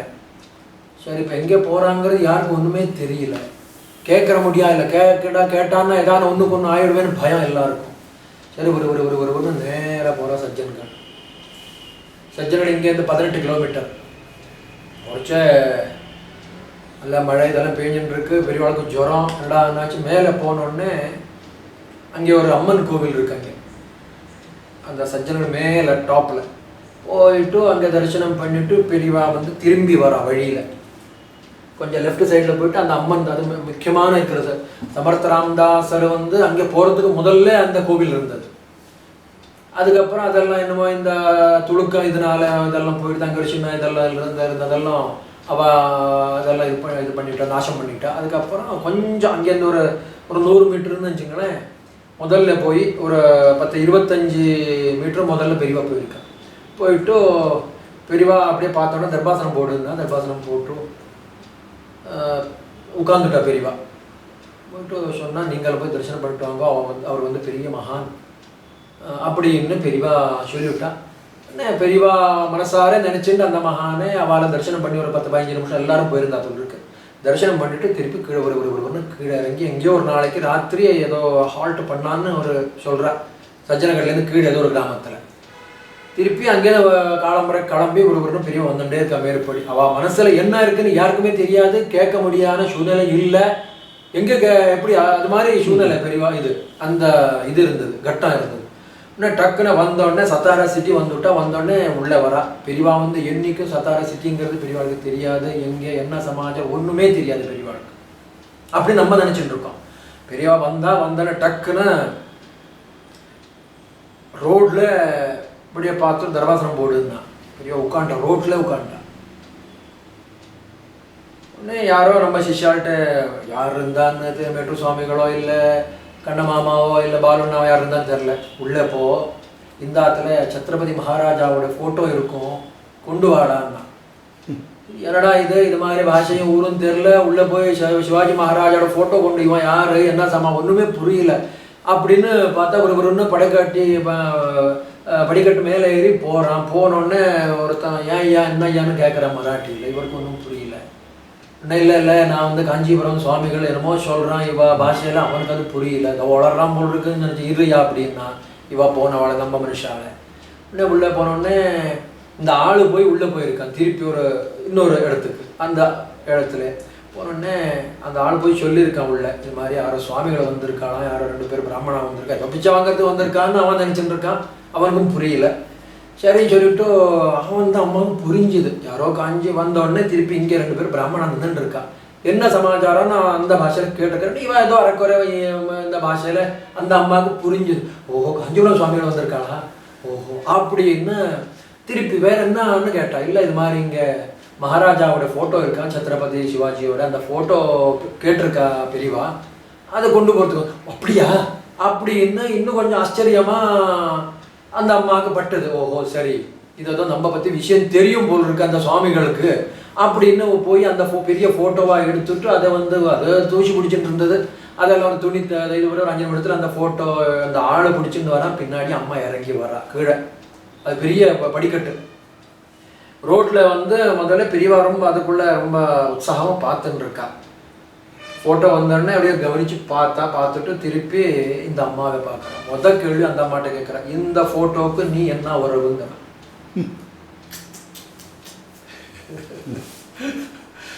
இல்லை நான் 11வது வம்சத்தில் மகாராணி தான் அப்படின்னு இவர் இருந்தார்னு சொல்லிட்டு இன்றைக்கி நம்ம எல்லாம் இங்கே இருந்துட்டு இருக்கோம். இன்னைக்கு இல்லைன்னா இது ஹிந்து ராஜ்யமாக இருந்திருக்காது. பெரிய மகான் பரமேஸ்வரோட அவதாரம் இவர். அது இல்லாமல் இவர் இங்கே இருந்து இதை வந்து இருந்ததுனால தான் நம்ம தென்னாடு வந்து ரொம்ப இதாக சேஃபாக இருந்தது. இல்லைன்னா எப்போவே இங்கே அதர்மத்தில் போயிருக்கோம். இவர் வந்து இந்த துளுக்கத்து இதில் இவாழ்லேருந்து தாக்குதல் இல்லாமல் இது வந்து பெரிய ஒரு ஷவர் கலப்பி இது பண்ணார். இந்த தாக்குதல் இல்லாமல் இருந்ததுனால தான் இன்னைக்கு ஓரளவு சவுத் இந்தியாங்கிறது ஓரளவு கொஞ்சம் இந்த சுவாமி பக்தியில் இருக்குது. இல்லைன்னா எப்போவே அஸ்தமானம் ஆயிருக்கும். அதுக்கெல்லாம் இந்த மகான் தான் காரணம். பெரிய விஷயம், ரொம்ப சந்தோஷம் அப்படின்னு சொல்லிட்டு நல்ல பெரிய ஒரு சால்வை போட்டு, பெரிய மங்கா சால்வை போட்டு, ஒரு சந்திரமாலை போட்டு இதை அங்கே கொண்டு போயின்னு சொல்லிட்டு திருப்பி பெரியவா முன்னாடி வந்துட்டுருக்கா. அதுக்குள்ளே ஒரு 1/4 மணி நேரம் வச்சுங்களேன். வந்தோடனே ஒரு 100 அடி முன்னாடி வந்தோடனே அதுக்குள்ளே நிறைய கும்பல், 10, 25, 30 பேர் எல்லாம் பிராமணா எல்லாம் பட்டையாக விபூதி போட்டுண்டு எல்லாம் ஒட்டுகளாக சிலதெல்லாம் கச்சா இதெல்லாம் கட்டிட்டு ஒரு வயசானவர் பூர்ண கும்பத்தை வச்சுன்னு நிற்கிறார். உடனே இந்த பூர்ண கும்பத்தையும் இந்த மந்திரத்தை சொன்ன பெரியவாளுக்கு டக்குன்னு ஏதோ புரிச்சுது. பழைய ஏதோ ஒரு கதை. அதெல்லாம் எடுத்து பூர்ணம்பத்தை எடுத்துக்கிறா பெரியவா. உடனே கேட்குறார், நீ வந்து ரொம்ப வருஷத்துக்கு முதல்ல இந்த சாதாரணமாக ஒரு ஏதோ ஒரு இது சொல்லிவிட்டு நீ காசியில் என்னாட்ட படிச்சுட்டு இருந்தியான்னு கேட்குறா பெரியவா. உடனே ஆமாம், நான் வந்து என் வாத்தியார் தான் அவர்கிட்ட நான் படித்தேன் அப்படின்னு பெரியவாள்கிட்ட அவர் சொல்கிறார். என்ன தெரியுமான்னு கேட்குறா பெரியவா.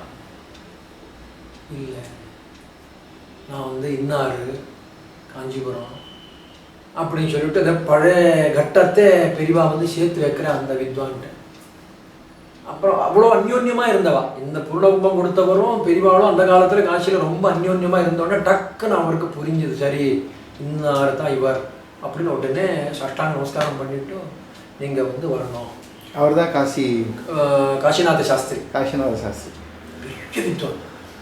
அவர்கிட்ட அங்கே கூட்டிகிட்டு போயிட்டு அது மாதிரியே ஆச்சு. பெரியவா திடீர்னு ஒரு நாள் 2 நாள் ஆச்சு. அங்கே அவளுக்கு வேணுங்கிற அது வந்து அது ஒரு தண்டி சுவாமிகள். இந்த இங்கே ஒரு பீடம் உண்டு கோலாப்பூரில். அதுக்கு சம்மந்தப்பட்ட ஏதோ ஒரு சுவாமிகள் இந்த காசிநாத் சாஸ்திரியோட தாத்தா. அதனால் அங்கே ஒரு மடம் கட்டி அது ஒரு பிரான்ச் மாதிரி பண்ணிட்டு அதில் பராமரித்து அதை பண்ணிவிட்டு ஒரு ஆதிசங்கர விக்கிரகத்தில் வச்சுட்டு இதில் பண்ணிட்டு இருந்தால் பெரிய 1 நாள் ஆச்சு 2 நாள் ஆச்சு. நான் டக்குன்னு திடீர்னு ஒரு நாளைக்கு தண்டத்தை எடுத்து கிளம்பிட்டேன். உடனே இவர் சொன்னார், இல்லை இது வந்து ஏன் இடம் இல்லை, இது வந்து சங்கராச்சாரியர் இடம், சுவாமிகள் இடம், பெரியவா இங்கே தங்கணும். நீ தர்மசாஸ்திரம் படித்தவன், ஒரு சன்னியாசி வந்து எத்தனை நாளைக்கு தங்கலான்னு உனக்கு தெரியும், நான் இந்த இடத்துல தங்கலாமா அப்படின்னு பெரியவா வந்து அவர்கிட்ட கேட்குறார்.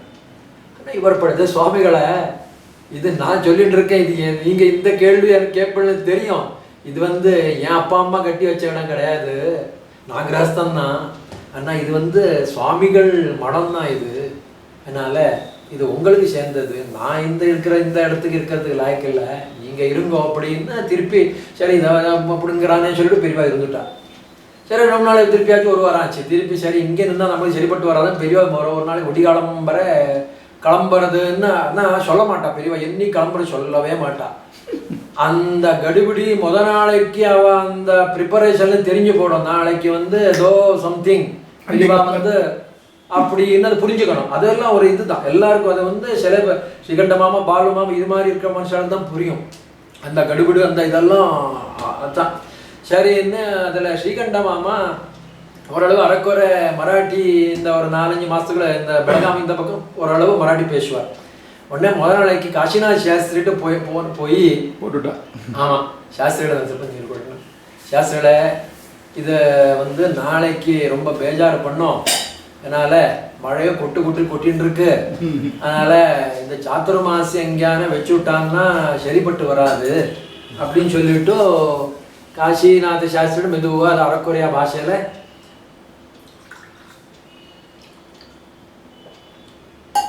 சொல்லிவிட்டு அங்கேருந்து சரி நான் பார்த்துக்கிறேன் அப்படின்னு இவர் புரிஞ்சுட்டார் காசிநாத் சாஸ்திரி. சரி, ஆனால் இவாளுக்கு பாக்கியத்தை எல்லாருக்கும் இங்கேருந்து விட்டு போகிறதுக்கு மனசு இல்லைன்னா கூட்டம் மழை கொட்டுறது எங்கே போய் வியாச பூஜை ஆனால் கூட்டமான கூட்டம் வரும். எல்லாருக்கும் அந்த ஒரு இது உண்டு ஐடியா. சரி சொல்லிட்டு டக்குன்னு காலம்பரை குளிச்சுட்டு பட்டையாக விபூதி போட்டுன்னு வந்தார் காசிநாத் சாஸ்திரி. வந்துட்டு சரி சுவாமிகள் கிளம்புறாருன்னு சொன்னோடனே வந்து நமஸ்காரம் பண்ணார். ஓகேமா இருங்கோ அப்படின்னு வச்சு சரி இல்லை திருப்பி ஒரு வாட்டி ஒரு ரிக்வஸ்ட் பண்ணார். இல்லை இங்கே இருக்கணும், இங்கே தான் சாத்துர்மாசியம் பண்ணணும், என்ன வேணாலும் நான் விட்டுட்டு வெளியில் போயிடுறோம், எங்களுக்கு இது கிடையாது. இல்லைல்லப்பா நான் வந்து என்ன அங்கேயே கூப்பிட்டுருக்கேன், அங்கே போகிறேன் அப்படின்னு பூனாவில் கூப்பிட்டுருந்தா பூனா வித்வான்கள் எல்லாம். அப்படியா சரி நான் ஒன்றும் பண்ணுறேன், நான் படுத்துக்கிறேன், படுத்துட்டார் குறுக்க என்ன தாண்டிட்டு போங்க அப்படின்னு பிடிவாதமாக படுத்துட்டார் சாஸ்திரிகள். இங்கே தான் பண்ணணும் நீங்கள் வியாசம், இந்த சாத்துர்மாசம் எங்கேயும் பண்ணக்கூடாது, என்ன வேணுமோ அப்படின்னு பிடிவாதமாக பெரியவா அப்படியே சிரிச்சுண்டு சரிப்பா நான் போகலை, நான் இங்கே பண்ணுறேன்னு பெரியவா கன்ஃபார்மாக சொல்லிட்டான். அதுக்கப்புறம் எல்லாம் ஆகிடுது, எல்லாம் வேணுங்கிற ஏற்பாடெல்லாம் ஆகிட்டு ரொம்ப தடபடல் பெரியவா சொல்லணுமா வியாச பூஜை இதெல்லாம். திடீர்னு ஆஸ் யூஷுவல் யாரோ ஒருத்தர் தரிசனத்துக்கு வந்துட்டே இருந்தார். அவருக்கும் காசிநாத் சாஸ்திரிக்கும் ரொம்ப ஒரு அந்யோன்யம். திடீர்னு ஒரு நாளைக்கு வந்தார், 2 நாளைக்கு போய் வந்துட்டு இருக்கார். சரி பெரியவாளுக்கு என்னென்ன வேணுமாலும் பார்த்துட்டு இருக்காரு. சரி மளிகை சாமான வந்தவாளுக்கு சாப்பாடு, பெரியவாள் பிக்ஷைக்கு கரியா அது இது. பெரியவாளுக்கு ஒரு திடீர்னு ஒரு நாளைக்கு பசுமாடு பால் இல்லை மடத்தில். சரி இந்த மகன் வந்திருக்காளே தரித்திரம் இருக்கப்படாதுன்னு சொல்லிட்டு பெரியவா ஒரு மாட்டை கொண்டு கட்டிவிட்டார். பாலோ எல்லாம் எதுக்கும் குறைச்சலே இல்லை, இந்த பிராமணம் பண்ணிகிட்டே இருக்கார் ஒன்று மாற்றி மாற்றி ஒரே இது. சரின்னு அவர் நிறைய ஏமாந்துருக்கார் அந்த பெரிய மனுஷன் கோடீஸ்வரன். சரின்னு சொல்லிட்டு திடீர்னு ஒரு நாளைக்கு பெரியவாள்கிட்ட அந்த அந்யோன்யம் வளர்ந்துருத்து பார்த்தா இவர் கன்னடம் பேச ஆரம்பிச்சுட்டார். இந்த தனாட்டியர் பெரியவாளும் கன்னடம் சேர்ந்து போச்சு. கன்னடத்தில் அவர் வந்தால் என்னப்பா என்ன சமாச்சாரம், அது மாதிரி ஒரு 10-15 நாளைக்குள்ளே ரொம்ப இதாகிடுத்து. கன்னடத்தில் பேச ஆரம்பித்தா திடீர்னு ஒரு நாளைக்கு இந்த பிராமண சரி நம்ம சுவாமிகள் நம்ம ஊர் சுவாமிகள் தான் அப்படின்னு இன்னும் கொஞ்சம் இவருக்கு ஒரு சந்தோஷத்தினால ஒரு நாளைக்கு போச்சு. ஒரு பேப்பரில் ஒரு பொட்டலத்தை கட்டிட்டு இந்த எப்பவும் வைப்பாள் பால் தயிர் நம்ம கொண்டு வந்த இந்த பழங்களை வச்சோடனே அந்த தட்டில் ஒரு பொட்டலத்தை வச்சார் இந்த தனாட்டியர். உடனே வச்சோடனே பெரியவா டக்குன்னு அப்படியே பார்த்தோடனே இதில் ஏதோ வச்சிருக்கான் போல் இருக்கு அப்படின்னு பெரியவா புரிஞ்சுண்டா. என்னன்னு கேட்டா. இல்லை ஒன்றும் இல்லை அப்படின்னா. சரி இல்லைப்பா நீ கொண்டு போ அப்படின்னு ரொம்ப சாதாரணமாக பெரியவா. ஓஹோ சரி நான் நிறைய சுவாமிகளை பார்த்துருக்கேன், பொட்டலம் சின்னதானோன்னு பிரிச்சு வேணும் இது மாதிரி ஏதாவது கேட்பா தவிர்த்து ஒரு வேண்டான்னு சொல்லிட்டார் போல் இருக்கு பாப்போம் அப்படின்னு 2-3 நாள் ஆச்சு. திருப்பி போயிட்டே வந்துட்டே இருந்தார். திடீர்னு கொஞ்சம் பெரிய பொட்டலமாக ஒரு 4 நாள் கழிச்சு திருப்பி கொண்டு வச்சார். சரிண்ணா இது இவருக்கு ரொம்ப இதாக இருந்தது. சரி பெரியவா திருப்பி ஏமாத்தணும்னு பார்த்தார், அது முடியல. அதுக்கு மேலே அதெல்லாம் வச்சு இது பண்ணார். அது ஒன்று அந்த பொட்டலத்தை எடுந்தார், அது வச்சுக்கோ உனக்கு தெரியுமோ ஒரு சொல்கிறார், உலகத்திலேயே துட்டு வாங்காத சாமியார்னா உனக்கு தெரியாது, பணத்தை வச்சுக்கோ உனக்கு என்ன வேணும்னு கேளு அப்படின்னு பெரியவாகிட்ட கேட்டேன். மனசில் என்ன இருக்குது, ஏதோ வச்சுட்டே நீ வந்துட்டே இருக்கேன், என்ன சமாச்சாரம் அப்படின்னா. இல்லை நான் வந்து எல்லா விதத்துலேயும் செட்டிலாக இருக்கேன், நான் மனசில் ஒரு சின்ன கோவில் கட்டணும்னு ஒரு ஆசை இருக்குது. நான் நிறைய பேர் ஏமாற்றிட்டா, என்ன கோவில் கட்டுறேன் குளம் கட்டுறேன்னு சொல்லிட்டு பணத்தை வாங்கிட்டு ஏமாற்றிட்டா, இன்னும் சரிப்பட்டு வரல. அண்ணா என் ஜென்மாலே வந்து பணம் வேண்டான்னு சொன்னவர் நீங்கள் தான் அண்ணா, நீங்கள் அந்த கோவிலை வந்து இது பண்ணுவேன்னு எனக்கு ஒரு நம்பிக்கை. கோவில் கட்டணும், என்ன கோவில் கட்டணும், சின்ன கோவிலை தான் கட்டணும் அப்படின்னு அவர் நினச்சார். ஏதோ ஒரு கிருஷ்ணர் உடுப்பி அவருக்கு இந்த சாமண்ணா சான்பாக சரி உடுப்பி கிருஷ்ணர் கோவிலாக கட்டலாம்னு அவர் நினச்சார். சரின்னு பெரியவா வந்து ஸ்நானத்துக்கு இப்படியே போயிட்டார், இந்த வழியாக தான் போகணும். கிருஷ்ணாநதிக்கு போயிட்டு வரைச்ச அவர் இதுதான் இடம் என்னோடது, இந்த ரோட்டோட இது இடம். அதனால பெரியவா வந்து இந்த இடத்துல ஏதோ வரைச்சது கவனிச்சிருக்கா பெரியவா. நிறைய தான் 11 மாதம் நிறைய தான் அமாவாசைக்கோ பௌர்ணமிக்கோ வந்துட்டு போயிட்டே இருப்பான் பருவ காலத்துல எல்லாம். சரின்னு சொல்லிட்டு திடீர்னு ஒரு நாளைக்கு இவரை இந்த சாமண்ணா ஷான்பாகை கூப்பிட்டு, நீ வந்து காஞ்சிபுரம் போயிருக்கியோ, காமாட்சி தரிசனம் பண்ணியிருக்கியோ எல்லாம் கேட்டுட்டு திருப்பி கண்ணமாமாவை கூப்பிட்டு, இவனை நீ காஞ்சிபுரம் போயிட்டு காமாட்சி தரிசனம் பண்ணிட்டு சந்திரமணி தரிசனம் பண்ணி வச்சுட்டு சிதம்பரம் கூட்டிட்டு காமிச்சிட்டு வா அப்படின்னு. உடனே இன்னும் 2 பேரை கூட்டின்னு போ. அப்புறம் கூட்டின்னு போறச்ச அவரை ஒருத்தனை கூட்டின்னு போகாத, அவர் அவளோட பிள்ளை அவளோட பேரன் 3 பேரை கூட்டின்னு போ அப்படின்னு பெரிய ஒருத்தர் பண்ணியிருக்காங்க. இவ்வளோ ஒரு சூக்ஷ்மம் பாருங்க. ஆச்சுன்னு சொல்லிட்டு அங்கே எல்லாம் போயிட்டு அந்த தரிசனம் பண்ணிவிட்டு சிதம்பரத்தெல்லாம் சுற்றி பார்த்து ஒரு 10-12 நாளைக்கு ஆயிடுச்சிங்க எவ்வளோ தூரத்தில் வண்டி அந்த காலத்தில். சரி நான் தரிசனம் பண்ணிவிட்டு எல்லாம் பார்த்துட்டு வந்தோடனே ஒருவருன்னு பெரியவாள்கிட்ட அண்ணா இருக்கா, காமாட்சி தரிசனம் பண்ணியா, சந்திரவடேஸ்வரர் பார்த்தியா, படத்தை பார்த்தியா, நடராஜாவை பார்த்தியா, இந்த மாதிரி ஒரு ஜென்மாலே பார்த்துருக்கியா அப்படின்னாலும் பெரியவா ரொம்ப ஏற்றி விடுவா. ஆமாம் ஆமாம், இந்த சின்ன குழந்தைகள்கிட்ட இது மாதிரி ரொம்ப ஏற்றி விட்டுட்டா. ரொம்ப நல்லா இருக்கு, ரொம்ப பிரமாதமாக இருக்குது, நான் பார்க்கல அப்படி இப்படின்னா டக்குன்னு இது மாதிரி கோவில் கட்டிடுவோமா அப்படின்னு போட்டான். சரி இந்த ஆள் அவ்வளோதான். ஏன் சுவாமிகளை ஏதோ கோவில் கட்டணும்னு நான் ஏதோ சொன்னேன், நீ ஏதோ அந்த பூதங்களை அப்புறம் மாதிரி கிளப்பின்னு இருக்கேன், நான் இல்லை இந்த கோவில் வேண்டாம் குளமும் வேண்டாம் என்ன விட்டுருங்கப்பா, விட்டா போகிறோன்னு அந்த ஒரு மனோபான்மையில இருந்தா. சரி என்னால் வேண்டாம் உண்மையாக சொன்னார், என்னால் முடியாது, என்னமோ ஒரு பெரிய விஷயம், அதனால் இதெல்லாம் என்னால் ஆட போகிறேன், இல்லை நான் அவ்வளோ சக்தி கிடையாது அப்படின்னு சொல்லி கவலைப்படாத, நடராஜா கோவில் தான் கட்ட போகிறேன், உன்னால் எவ்வளோ முடியுமோ அவ்வளோ தாசைப்படுவேன், பாக்கி சுவாமி பார்த்துப்பேன் அப்படின்னு சொல்லிவிட்டு அதுலேருந்து பெரியவா அடிக்கல் நாட்டி விழா முடிச்சுட்டு நிறைய வித்வான்களை கூப்பிட்டுருந்தான். போன வாரம் இங்கேருந்து ஒரு 35 கிலோமீட்டர் போயிருந்தேன், ஒரு மகாருத்ரம் பண்ணா. அங்கே எதாச்சும் நான் இந்த நெட்ஒர்க்குக்காக வேண்டி போயிட்டு இருக்கேன், ஒரு கிராமத்தா போய் அங்கே யாரா பார்த்து ஆளை பிடிச்சி தேடை பிடிச்சி பண்ணிட்டு இருக்கேன். அங்கே போனோன்னே ஒருத்தன் சொல்கிறான், எங்கள் அப்பா நடராஜர் கோவிலோட பூமி பூஜைக்கு போயிருந்தார், எங்கள் அப்பா மாதிரி இது மாதிரி வித்வான் அப்படின்னு பெரியவா எவ்வளோ ஒரு கனெக்ஷன் பாருங்க.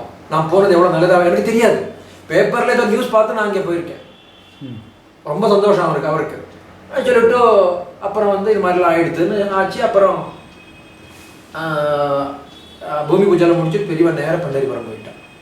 பண்டரிபுரம் போயிட்டு அப்புறம் அதுக்குள்ளே வேலை ரொம்ப மும்முரமாக நடந்துட்டு இருந்தது, ரொம்ப ரொம்ப தடபடம் நடந்துட்டு இருந்தது. கோவில் கிட்டத்தட்ட 150-200 பேர் வேலை, 80 ஒரு கோபுரமும் ஒரு ஸ்டேட். ஆமாம் ஆமாம், அதெல்லாம் ஆயிடுத்து. அப்புறம் பெரியவா நினைச்சுட்டா, இவனை ஜாஸ்தி இம்சப்படுத்தப்படாது, இடம் என்ன கொடுக்கட்டும், ஒன்னால் என்ன முடியுமோ கொடுன்னா, பாக்கியத்துக்கு நடந்து போயிடும் அப்படின்னு. அப்புறம் திருப்பி பெரியவா எல்லாம் ஒரு இதெல்லாம் பிடிச்சிட்டு கண்ணமாமா வச்சுட்டு எல்லா ஸ்டேட்டு, மகாராஷ்டிரா, ஆந்திரா, கர்நாடகா, தமிழ்நாடு, கேரளா 5 ஸ்டேட்டை பிடிச்சி இந்த கோவிலை ஒரு கோபுரத்தை கட்டினா. ஒரு கோபுரமும் தெற்கு கோபுரம் மகாராஷ்டிரா, வடக்கு ஆந்திரா, கிழக்கு கர்நாடகா, கிழக்கு கர்நாடகா, தெற்கு தமிழ்நாடு, தெற்கு இது. அப்புறம் என்டையர் வேணுங்கிற மரத்தெல்லாம் கேரளா கவர்மெண்ட். இதெல்லாம் பெரியவா பண்ண காரியம். கருணாகரன் அங்கேருந்து கேரளாலேருந்து இங்கே வரலாம் ஸ்பெஷல் வேகனில் டீ குட் அமிச்சான் சார். பெரிய பெரிய மரம், சாதாரணமான பெரியவாளுக்கு என்ன சமாச்சாரம், கிட்டத்தட்ட 45 அடி உயரம் இருக்கிற தேக்க மரமே அமுச்சு வச்சுருக்கான் துவஜஸ்தம்பத்துக்கு. இதெல்லாம் பற்றி ரொம்ப நல்லா. அப்புறம் கிராம்ப்டன் கிரேவ்ஸ் இதெல்லாம் தகடு கொடுத்தா, அப்புறம் இல்லை சாரி லைட் ஃபிட்டிங் கொடுத்தா, அப்புறம் ரைமண்ட் சிமெண்ட்டு கொடுத்தான் 100. அந்த காலத்துக்கு சிமெண்ட் கிடச்சிட்டு இருக்குல்ல, இது மாதிரி பல கம்பெனி இதெல்லாம் இருந்தார். ஆமாம் ஆமாம். அப்புறம் இங்கே ராஜான்னு யாரோ ஒருத்தர் கலெக்டர் தமிழ்நாடுக்காரர் இருந்தார், அவரெல்லாம் பெரியவாள் ரொம்ப எல்லாம் இதெல்லாம் பண்ணி கோவில் நிர்மாணம் எல்லாம் ஆகிடுது. அதுக்கப்புறம் அந்த பெரியவாளுக்கு எங்கேயும் இல்லாத மாதிரி இங்கே வைக்கணும்னு சொல்லி இந்த கரணங்கள் அதெல்லாம் அந்த பத்மா சுப்ரமணியத்தை வச்சுட்டு அந்த கரணங்கள் பண்ண ஆரம்பிச்சது. அதுக்கப்புறம் நிறைய வேலைகள் நல்லதெல்லாம். அந்த சிதம்பர ரகசியம் இங்கே பெரியவா அந்த இது போட்டாங்க. ஆமாம் உண்டு உண்டு, அது சொல்கிறேன், அது சொல்லுங்க, அது சொல்கிறேன், ஒரு நிமிஷம். பெரியவா இங்கேருந்து நேராக பண்டரிபுரம் போயிட்டு, பண்டரிபுரத்துலேருந்து சோலாப்பூர்லேருந்து அதுக்கப்புறம் கர்னூல் போயிட்டு காஞ்சிபுரம் போயிட்டா. காஞ்சிபுரம் போயிட்டா. காஞ்சிபுரத்துலேருந்து திடீர்னு இது வேலை நடந்துகிட்டே இருந்தது. திடீர்னு ஒரு நாளைக்கு கோயில் கட்டின்னு இருக்கோமே, என்னடா பண்ணுறது, நடராஜாவை வச்சுடலாம், அண்ணா சிதம்பரம் ரகசியத்தை என்னடா பண்ணுறதுன்னு பெரியவாளுக்கு ஒரு பெரிய விஷயம். அது ஆனால் பெரியவாளுக்கு பெரிய விஷயம் இல்லை, ஆனால் பெரியவா என்றைக்கும் அந்த அவா ஒன்றும் தெரியாத மாதிரி இருந்துட்டு அதுக்கு சரியான மனுஷாலை வச்சு பரிமளிக்கிற முடியாதான் பெரியவா பண்ணுவேன். எப்போ தனக்கு தெரியும் சொல்லிட்டு பண்ணவே மாட்டேன். அது மாதிரி திடீர்னு சிதம்பரத்துக்கு ஃபோன் பண்ணுன்னா, அந்த காலத்தில் ஃபோனுங்கிறது ரொம்ப விரளமாக இருந்தது.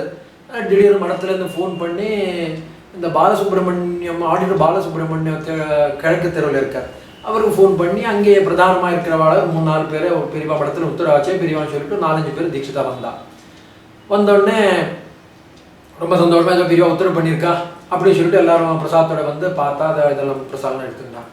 எல்லாம் ரொம்ப கௌரவமாக பெரியவா எல்லாரும் உட்கார வச்சுட்டு கேட்டா, ரொம்ப சந்தோஷம். அப்படி இப்படி எல்லாம் மேலே அவளை எல்லாம் அந்த மாதிரி எல்லாம் தூக்கி வச்சுட்டு பெரியவா ரொம்ப இதாக பேசி கௌரவமாக பேசினா, நான் ஒரு நடராஜாவுக்கு கோவில் கட்டின்னு இருக்கேன் தெரியுமோ, யாத்திரையெல்லாம் சொல்லிவிட்டு இதை நடுவில் கோத்துட்டு நான் வந்து விக்கிரகம் எல்லாம் ஆயிடுத்து. நான் எனக்கு ஒரு சின்ன ஒரு சந்தேகம், சிதம்பரத்தில் கூட யந்திரம் இருக்குது, இது சிதம்பர ரகசியம் அங்கே கூட வைக்கலாம்னு நினச்சின்னு இருக்கேன். அதுக்கு நீங்கள் ஒத்தாசை பண்ணேன்னா அந்த ரகசியத்தை இங்கேயும் வச்சுடலாம் அப்படின்னு பெரியவா அவள்கிட்ட சொன்னான். அவன் மாற்றி மாற்றி மூஞ்சி பார்க்குறா. ஒருத்தர் இதெல்லாம் இந்த சமாச்சாரம் இது ரகசியங்கிறது இது மாதிரி விளம்பரம் படுத்துகிறாளேங்கிற அவளுக்குள்ள ஒரு மனசுக்குள்ள ஒரு ஒரு பீதி. உடனே ஓஹோ பெரியவா நினச்சி பெரியவாளே புரிஞ்சுண்டா இது வேணும் மழுப்பின்னு இருக்கா, எங்களுக்கு தெரியாதுன்ட்டா. ஓஹோ நீங்கள் ஒன்றும் கவலைப்படாதீங்கவா, அதனால் ஒன்றும் நடக்க போகிறதில்ல, அது வந்து ரகசியம்தான் அப்படின்னு பெரியவா கூடியமானவர்களும் அவளை தயார் பண்ணுறா. அண்ணா அவளை ஒன்றும் தெரியாதுன்னு சொல்லிட்டோம். ஓஹோ உங்களுக்கு ஒன்றுமே தெரியாதோ, சரி போயிட்டு வாங்கன்னு பழத்தை கொடுத்து அமுச்சு விட்டான்.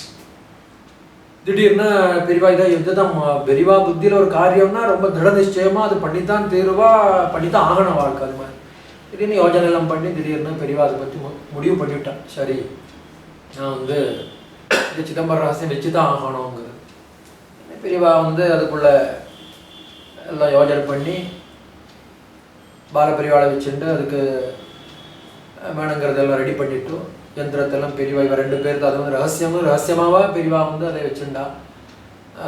ரூமுக்குள்ளே பாலபெரியவாளை வச்சுட்டு எப்படி போடணுமோ அது மாதிரியெல்லாம் அதெல்லாம் கணிச்ச பெரிய இது பண்ணிட்டு போட்டு கடைசியில் அதுக்கெல்லாம் இதெல்லாம் பண்ணிவிட்டு அந்த பீஜாட்சரத்தெல்லாம் பெரியவா சொல்லிவிட்டு எல்லாம் வணங்குறதெல்லாம் ரெடி பண்ணிவிட்டா.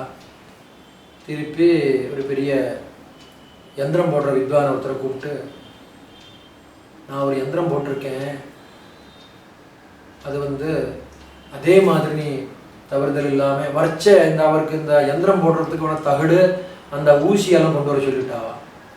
பெரியவா இவரை மட்டும் உள்ள கூப்பிட்டு கேட்க சொல்கிறா பெரியவா, இந்த ஒரு இது போட்டிருக்கேன், கொஞ்சம் ஜென்மாவில் நிறைய நீ யந்திரம் போட்டிருப்ப, பிரதிஷ்டை பண்ணியிருப்ப, பூஜை பண்ணியிருப்ப அண்ணா, இது வந்து கொஞ்சம் ஆயுசில் முதல் யந்திரமாக இருக்கும், அதே மாதிரி கடைசி யந்திரம் இதே தான், மேற்படி இதை வந்து எங்கேயும் விளம்பரப்படுத்தப்படாது, அதனால் அப்படின்னு சொல்லிவிட்டு பெரியவா அதோட விட்டு இது பண்ணிட்டா. அதனால் இது நீ என்ன இருக்கு அந்த யந்திரத்தை போட்டு கொடுத்துரு, இங்கே உட்காந்துக்கோன்னு சொல்லிவிட்டு அதே மாதிரி போட்டு பெரியவா மாற்றி இதை செக் பண்ணிட்டு இருந்தா, பார்த்துட்டு இருந்தா எப்படி இருக்கு என்ன சமாச்சாரம். பெரியவாளுக்கு ரொம்ப அது ஒரு மனசுக்கு பிடிச்சி போச்சு, சரியாயிடுது. அதை அப்படியே மூடி வச்சுவிட்டு திருப்பி அந்த யந்திரத்தை இங்கே கொண்டு பிரதிஷ்டை பண்ண வச்சுங்களேன். மாதிரி நடந்துருக்கு. 1985 ஜூன் 9ஆம் தேதி தான் கும்பாபிஷேகம். அப்புறம் தீட்சிதா யாராவது அந்த யந்திரத்தை பார்த்தாங்க, எல்லாரும் பார்த்தா. அதுக்கப்புறம் என்னாச்சுன்னா இந்த யந்திரத்தை போட்டோடனே சரி இது ஒன்றும் நம்மளால் ஆத்த காரியம்னு அவ சொல்லிவிட்டா. திடீர்னு திருப்பி ஒரு மாதம் 15 நாள் கழித்து திருப்பி ஃபோன் பண்ணி கூப்பிட்டா, இது மாதிரி பெரியவா திடீர்னு உத்தரவு பண்ணியிருக்கா வரணும் அப்படின்னு. அங்கேருந்து அதே மாதிரி வந்தோடனே இந்த வஸ்திரத்தோட இந்த யந்திரத்தை பெரியவா அந்த தீட்சிதாளுக்கு எய்த்தாப்பில் வைக்கிறா. சொன்னேன், உங்களுக்கு ஒன்றும் தெரியாதோ அப்படின்னு பெரியவா பார்த்தோன்னே அப்படியே பிரமிச்சு போய் கை காலில் வளர்த்து ஒரே அவ வந்து ரொம்ப தன்னை அறியாமல் அது மாதிரி நதமஸ்தகமாக பெரியவாளுக்கு ரொம்ப ஒரு இது பண்ணி, ஓஹோ நீங்கள் பயந்துட்டேளோ, இது மாதிரியே இந்த சிதம்பரம் மாதிரி அங்கே இருந்தால் நம்மளுக்கு இருந்த ஒரு இது குறைஞ்சிரும்னு நீங்கள் நினச்சிட்டேளோ, அப்படி ஒன்றும் ஆகாது, அது இது சிதம்பரம் தான், இது வந்து உத்தர சிதம்பரம், சின்ன ஒரு ஜனங்களுக்கு என்ன அவ்வளோ தூரத்துலேருந்து வந்து இந்த சிதம்பரத்தை வந்து எல்லாம் தரிசனம் பண்ணுறதுங்கிறது 2ஆம் பட்சம், சிதம்பரம் அப்படின்னு சொல்லிவிட்டு அதை அவள் முடிச்சுட்டு அவளுக்கு அப்புறம் அவள்கிட்ட வந்து தொடர்பு இருக்கணும்னு சொல்லிவிட்டு பூஜைக்கு நீங்கள் தான் வந்து பூஜை பண்ணிட்டு இருக்கணும் அப்படின்னு சொல்லிவிட்டு அதுக்கெல்லாம் ஏற்பாடு பண்ணி கொஞ்ச நாள் பூஜை அவளே பண்ணிட்டு இருக்கோம். அப்போது கூட இருந்துருக்கேன், அத்தியானம் முடிச்சு கொஞ்ச நாள் பெரியவோட இருந்துட்டு இருந்தேன். திடீர்னு என்ன அங்கே இருக்கிறச்சு அதெல்லாம் ஆகிடுச்சு. அதுக்கப்புறம் இங்கே வந்துட்டேன். இங்கே வந்த அப்புறம் அங்கே ஒரு பொண்ணோட தகப்பனார் வந்தா பெரியவாள்கிட்ட. வந்துட்டு அந்த பொண்ணுக்கு என்ன பிடிச்சது போல் இருக்கு. சரின்னு சொல்லிட்டு திடீர்னு பெரியவா கிட்ட போனா, இது மாதிரி இப்போ சத்தாரா பட்டுக்கு வந்து என் பொண்ணை கொடுக்கலாம் நினச்சிட்டு இருக்கேன், பெரியவா அனுகிரகம் பண்ணணும்னு பெரியவாள்கிட்ட போச்சு. உடனே பெரியவா திடீர்னு என்ன அவனுக்கா, அவன் வந்து உன் ஜாதிக்காரனு கிடையாது, அவன் வந்து மராட்டி பிராமணன்னு உன் பொண்ணை கொடுத்தா அப்படி சொல்லியாவும் சொய்யோ வேண்டா அபச்சாரம் அபச்சாரம்னு கத்தினான்.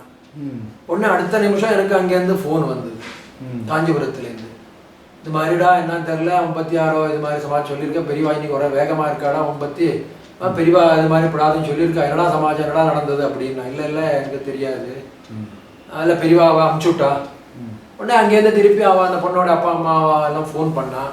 ஃபோன் பண்ணிவிட்டு இது மாதிரி சமாச்சாரம், நீங்கள் பெரியவா வந்து முதல்ல என்ன கேட்டான். நான் வந்து என்ன பெரியவா சொல்லலாம் தான் என்னால் எனக்கு தெரியாது, நான் வந்து படிக்க மாட்டேன், பெரியவா சுப்ரீம், அதுக்கப்புறம் பெரியவா என்ன சொல்லலாம் அதுதான். அவள் என்ன கூப்பிட்டா திருப்பி, நீங்கள் வந்து நான் சொன்னேன் இது மாதிரி நான் கல்யாணம் பண்ணி திருப்பி இங்கே இருக்க முடியாது, பெரியவாளை எப்போ நான் வந்து ஒரு பரமேஸ்வரன் நினச்சிட்டு அவளை ஆராத்திய தெய்வமாக வச்சுட்டு இருக்கேன்னா திருப்பி அவள் சொன்ன இது நான் பண்ணிட்டு அங்கே இருக்க முடியாது அப்படின்னு சொல்லிவிட்டு, இல்லை இல்லை நீங்கள் ஒன்றும் பண்ணுங்க, நீங்கள் வேணாங்க சத்தாரா விட்டுருங்க, நீங்கள் எங்கள் பிஸ்னஸ் என்ன இருக்கோ பார்த்துங்க, எங்கள் பிஸ்னஸில் உங்களுக்கு ஒரு தனியாக ஒரு பிஸ்னஸ் நடத்து, பெரிய பிஸ்னஸ்காரன், எங்கள் பொண்ணு என்ன சொல்கிறாளோ அது மாதிரி உங்கள் பேரில் நான் பண்ணி கொடுத்துட்றேன், நீங்கள் அதை கவனிச்சு பொண்ணு நீங்கள் சௌகரியமாக இருங்கோ, வீடு வாங்கி தரேன், வாசல் வாங்கி தரேன், அதில் ஒன்று வேண்டாம் சுவாமிகளை, எனக்கு வந்து அதில் இன்ட்ரெஸ்ட் இல்லை, பெரியவா என்ன சொல்கிறாளோ அதே தான் அப்படின்னு. இல்லை இல்லை அது உங்கள் தவிர்த்து அந்த பொண்ணு கல்யாணம் பண்ணிக்க மாட்டேங்கிறா அப்படின்னா. இல்லை இதுக்கு நான் ஆளாக மாட்டேன், ஆனால் ஒன்றே ஒன்று, அந்த பொண்ணு கல்யாணம் ஆகட்டும், அதுக்கப்புறம் நான் கல்யாணம் பண்ணிக்கிறேன் வெளியில் எங்கள் ஜாதியில், பெரியவா எப்போ சொல்லிட்டாலும் நான் அதுக்கு அப்புறம் ஏதோ சுதேவமாக அந்த பொண்ணுக்கு நல்ல இடத்துல கல்யாணம் செஞ்சுங்களேன். அதுக்கப்புறம் பெரியவா இதாச்சு. திடீர்னு ஒரு வாட்டி எங்கள் அப்பா அம்மாலாம் வந்தா, இங்கே இந்த துவஜஸ்தம்ப கும்பாபிஷேகம் வந்தா, அப்பா என்னடாப்பா நீ கல்யாணம் பண்ணிக்கோ அப்படி இப்படி நான் சொல்லி கூட்டிகிட்டு போனான். சரி போன டக்குன்னு ஒரு 2-3 இடத்துல பொண்ணு பார்த்தேன், கடைசியில் ஒரு இடத்துல பொண்ணு பிடிச்சிது. அதுக்கு வந்து இவளோட மாமா வந்து சிங்கேரியில் பெரிய வாத்தியார், அவர் வந்து பாரதி பாரதியத்துக்கு மேல் இவர் அபினவ தீர்த்தருக்கு வந்து இது என்ன சொல்கிற வாத்தியார், அவர் தான் எல்லாத்துக்கும் பெரிய வித்வான். அவர் இல்லாமல் எந்த விதமான இதுவும் நடக்காது சிங்கேரியில். மாதவ பட்டுன்னு யாத்துக்காரிக்கு அத்தை மாமா அவர் வந்து தனியாக வந்து எங்கள் ஆத்து வாத்தியார் அவர். அதனால நீங்கள் அந்த மச்சனோட பொண்ணு இருக்கா அப்படின்னு சொல்லிவிட்டு அது மாதிரி எல்லாம் சேர்ந்து வச்சுக்கலாம் போய் பார்த்துக்கலாம் வந்து. அப்புறம் ரொம்ப வற்புறுத்தினார், இந்த பொண்ணை தான் கல்யாணம் பண்ணிக்கலாம் அப்படின்னு. எங்கள் மாமனார் ரொம்ப பெரிய வித்வான், எல்லாமே எல்லாம் இவாளெலாம் நல்லா படித்த எல்லா பொண்ணுகள் படித்தவா இதெல்லாம். நான் எடுத்து திருப்பி டக்குன்னு நான் சொன்னேன் வந்து முடிவு சொல்லுங்கன்ட்டான். ஜாதகாலெலாம் முடிச்சு போய் இதெல்லாம் எடுத்து சரி நேர்ந்து போகிறது. இல்லை நான் வந்து டக்குன்னு முடிவு சொல்ல முடியாது, நான் வந்து சத்தாரா போயிட்டு அதுக்கப்புறம் காஞ்சிபுரம் போகிறேன், காஞ்சிபுரம் போயிட்டு பெரியவா என்ன சொல்கிறாளோ அதுதான் நான் இது பண்ணணும் சொல்லிட்டு ஜாதகம் வாங்கிட்டு வந்தேன். ஜாதகம் போட்டு பெரியவா வந்து அன்றைக்கி கொட்டாய்க்கு போயிருந்தா, நான் போகிற அந்த நேரத்தில் கரெக்டாக கொட்டாய்க்கு போனோடனே சந்திரமௌழி இருந்தார், நம்ம சாமதி சந்திரமௌழி. கொட்டாய்க்குள்ளே என்னடா பட்டு என்ன கொண்டு வந்திருக்க கையில், இல்லை நான் இது மாதிரி கல்யாணம் பண்ணிக்கலாம்னு நினச்சிருக்கேன், பெரியவாள் உத்தரவு வாங்கணும், ஜாதகம் கொண்டு வந்திருக்கியா அப்படின்னா. ஆமாம் என்ன கொண்டு வந்திருக்கேன். சரி பொண்ணு ஜாதகம் எங்கே இருக்குது, என்னடா இது கன்னடத்தில் இருக்கே அப்படின்னார் அவர். சரி நீங்கள் பெரியவாள்கிட்ட கொடுங்களேன் அப்படின்னு கொட்டாய்க்குள்ள. பெரியவா அதுக்குள்ளே ஹஸ்தப்பேட்டில் அதெல்லாம் முடிச்சுட்டு வந்தா. வந்தோடனே இவர் சிரிச்சுட்டே சொன்னார், பட்டு வந்திருக்கான் சத்தாரா பட்டு, கல்யாணம் பண்ணிக்க போகிறானா, இந்த பொண்ணு ஜாதகம் கொண்டு வந்திருக்கான் அப்படின்னா. அப்படியா அப்படின்னா. அப்படியே பார்த்தா ஜாதகத்தை ஒரு 5 நிமிஷம் பார்த்துருக்காத. பார்த்துட்டு டக்குன்னு பொண்ணோட அப்பா என்ன பண்ணுறாடா அப்படின்னா. அவர் வந்து இது மாதிரி சமாச்சாரம் வந்து 2 சிலோமணி படிச்சிருக்கார், அதில் ரிக்வேதத்தில் கிரமாந்தம், ஸ்கூல் வாத்தியார் வேறு, பூர்வாபரெல்லாம் நல்லா பண்ணி வைப்பார், சங்கீதத்தில் பெரிய நிபுணர் எல்லாம் சொன்னேன். ஓ அப்படியா, சரி இந்த பொண்ணே கல்யாணம் பண்ணிக்கோ அப்படின்னு சொல்லிட்டு பெரிய உத்தரவு கொடுத்துரு. அதுக்கப்புறம் எல்லாம் ஆகிடுதுச்சுங்களேன். அதெல்லாம் ஆகிடுத்து. அதுக்கப்புறம் 2-3 வருஷத்துக்குள்ள இவன் ஸ்நானம் பண்ணாமல் இருந்தா. திடீர்னு ஒரு காஞ்சிபுரம் போனேன். காஞ்சிபுரம் போனோடனே திடீர்னு பெரியவா இது மாதிரிலாம் ஆகிடுது. நான் அப்படியே டிக்கெட் பண்ணியிருந்தேன் நேராக ஊருக்கு போகிறது, இங்கே வந்து பெரியவாளை பார்த்துட்டு நேராக போகிறதுன்னு சொல்லிட்டு. டக்குன்னு கண்ணமாமா, பாலு, ஸ்ரீகண்டன், சந்திரா எல்லாரும் இருந்தா. 2-3 நாள் ஆச்சு. டக்குன்னு டிக்கெட்டு நான் கிளம்பணும்னு வச்சுட்டு இருந்தான். பட்டு ஊருக்கு போகிறான், ஆத்துக்கார ஸ்நானம் பண்ணாமல் இருக்கா, அதனால பெரியவா பிரசாதம் கொடுக்கணும்னா அப்படின்னா. உடனே அதுக்குள்ளே டக்குன்னு இப்படி பார்த்தோடனே மூங்கத்தை தெரிஞ்சிடுமே ஓஹோ இவன் ஊருக்கு போகிறான், அவனுக்கு எதாவது பிரசாதம் கொடுக்கணும்னு பெரிய அப்படின்னு அதுக்குள்ளே ஒரு மூங்கத்தட்டில் நிறையா கல்கண்டு திராட்சை இதெல்லாம் கொண்டு கொடுக்குறா பெரியவாட்ட. டக்குன்னு இதே மாதிரி நான் நின்றுருக்கேன், பெரியவா இது மாதிரி இருக்கேன், இது மாதிரி எல்லாம் இங்கே பாலுன்னா நினைக்கிறேன் கொண்டு மூங்கத்தட்டில் வச்சுட்டா. அப்படியே அல்றா பெரியவா. அள்ளிட்டு கையில் வச்சுட்டு இருக்கா. நிறைய கூட்டம், அன்றைக்கி என்ன விசேஷத்துன்னு தெரியல. அப்படியே வர எல்லாரும் போகிற தரிசனம் பண்ணிகிட்டே இருக்கா. இவன் வந்து இப்படியே இந்த இது காமிக்கிற மாதிரி பூச்சாண்டி காமிக்கிறோம் பெரியவா பிரசாதம் கொடுக்க அப்படியே பண்ணிட்டு இருக்கா. அவன் பாட்டு போயிட்டு இருக்கா. நான் எனக்கு வயத்தறிச்சலாக இருக்குது. சரி என்னடா இது எனக்கு எடுத்த பிரசாதம் யாருக்கோ கொடுக்குறாளே அப்படின்னு. அதுக்குள்ளே 10 நிமிஷம் 15 நிமிஷம் அரை மணி நேரம் கையிலே வச்சுட்டு இருக்கா. அப்படியே நீந்து இதாக இருக்குது, இந்த வேர்வேலை ஒட்டின்னு இருக்கு கையில். சரி என்ன ஆச்சு? ஓஹோ ஊருக்கு போறியா, சரி உனக்கு கவலைப்படாதே அப்படின்னு சொல்லிவிட்டு அப்படியே நான் துண்டை இது பண்ணேன். அப்படியே நீர்த்து போயிருந்தது. பெரிய இப்படியே பண்ணிவிட்டு ஓ உனக்கு பையன் பிறக்க போகிறான் அப்படின்னு. அதுக்கப்புறம் நான் சரின்னு சொல்லிட்டு பிரசாத ஆற்றுல கொண்டு கொடுத்துட்டு இது மாதிரி அதே மாதிரி எங்கள் ஆற்றுல சீமந்த புத்திரனே கிடையாது. அதுக்கப்புறம் இவன் தான் முதல்ல. ஆமாம், அதுக்கப்புறம் எல்லாம் பையனாக தான் பிறந்துட்டு இருக்கான். அதுக்கப்புறம் ஆச்சு இதெல்லாம் எடுத்து புண்ணியாவச்சலாம் ஆகிடுத்து. திடீர்னு போனேன் பெரியவாட்டு இது மாதிரி நல்லா இருக்கேன் பெரியவா பேரெல்லாம் வச்சாச்சு. எல்லாம் கேட்டு விசாரிச்சா. படுத்த ஒரு நாளைக்கு ரூமில் பின்பக்கம் ரூமில் படுத்துட்டு இருந்தேன். ஒடிகாலம் மாதிரி ஒரு நாளைக்கு திடீர்னு கட்டி இருக்கானோ அவனை கூப்பிடேன் அப்படின்னு எனக்கு தெரில. ஏதோ காலம்பரை 4:30-5 மணிக்கு சரின்னு போய் கை கால் வம்பிட்டு டக்குன்னு பல் தேய்ச்ச மாதிரி பண்ணிட்டு விபூத்திட்டுன்னு பட்டே ஒரு 10 நிமிஷம் போய் நின்னேன். ஓ பையன் பிறந்திருக்கானா, ஷேப்பாக இருக்கானோ கருப்பாக இருக்கானோ மொழியாக இருக்கானோ கேட்டுட்டோ திடீர்னு ஒரு சின்ன தங்க போட்டு அந்த இதுதான் இது பண்ணலாம். இந்த இவ்வளோ இது அதெல்லாம் கொடுத்து நன்னா இருப்பேன் கவலைப்படாதே அப்படின்னு அதெல்லாம் நிறைய பெரியவா அனுகிரகம். பெரியவா கொடுத்தாங்க. ஆமாம், அது இப்போ நடுவில் போடவில்லை. இப்போ என்னமோ கொஞ்சம் மனசு டக்குன்னு தான் போட்டுட்டான். ஏன்னா காலேஜில் அங்கே இங்கே இதெல்லாம் வேண்டாம் இருக்கட்டும், பெரிய ஒரு வஸ்து தானே அது. அது சின்னதாக இருந்தாலும் அதுக்கு இருக்கிற இது எவ்வளோ ஒரு அபாரமான ஒரு இது இல்லையா அதுக்கு. அதனால அது அப்படியே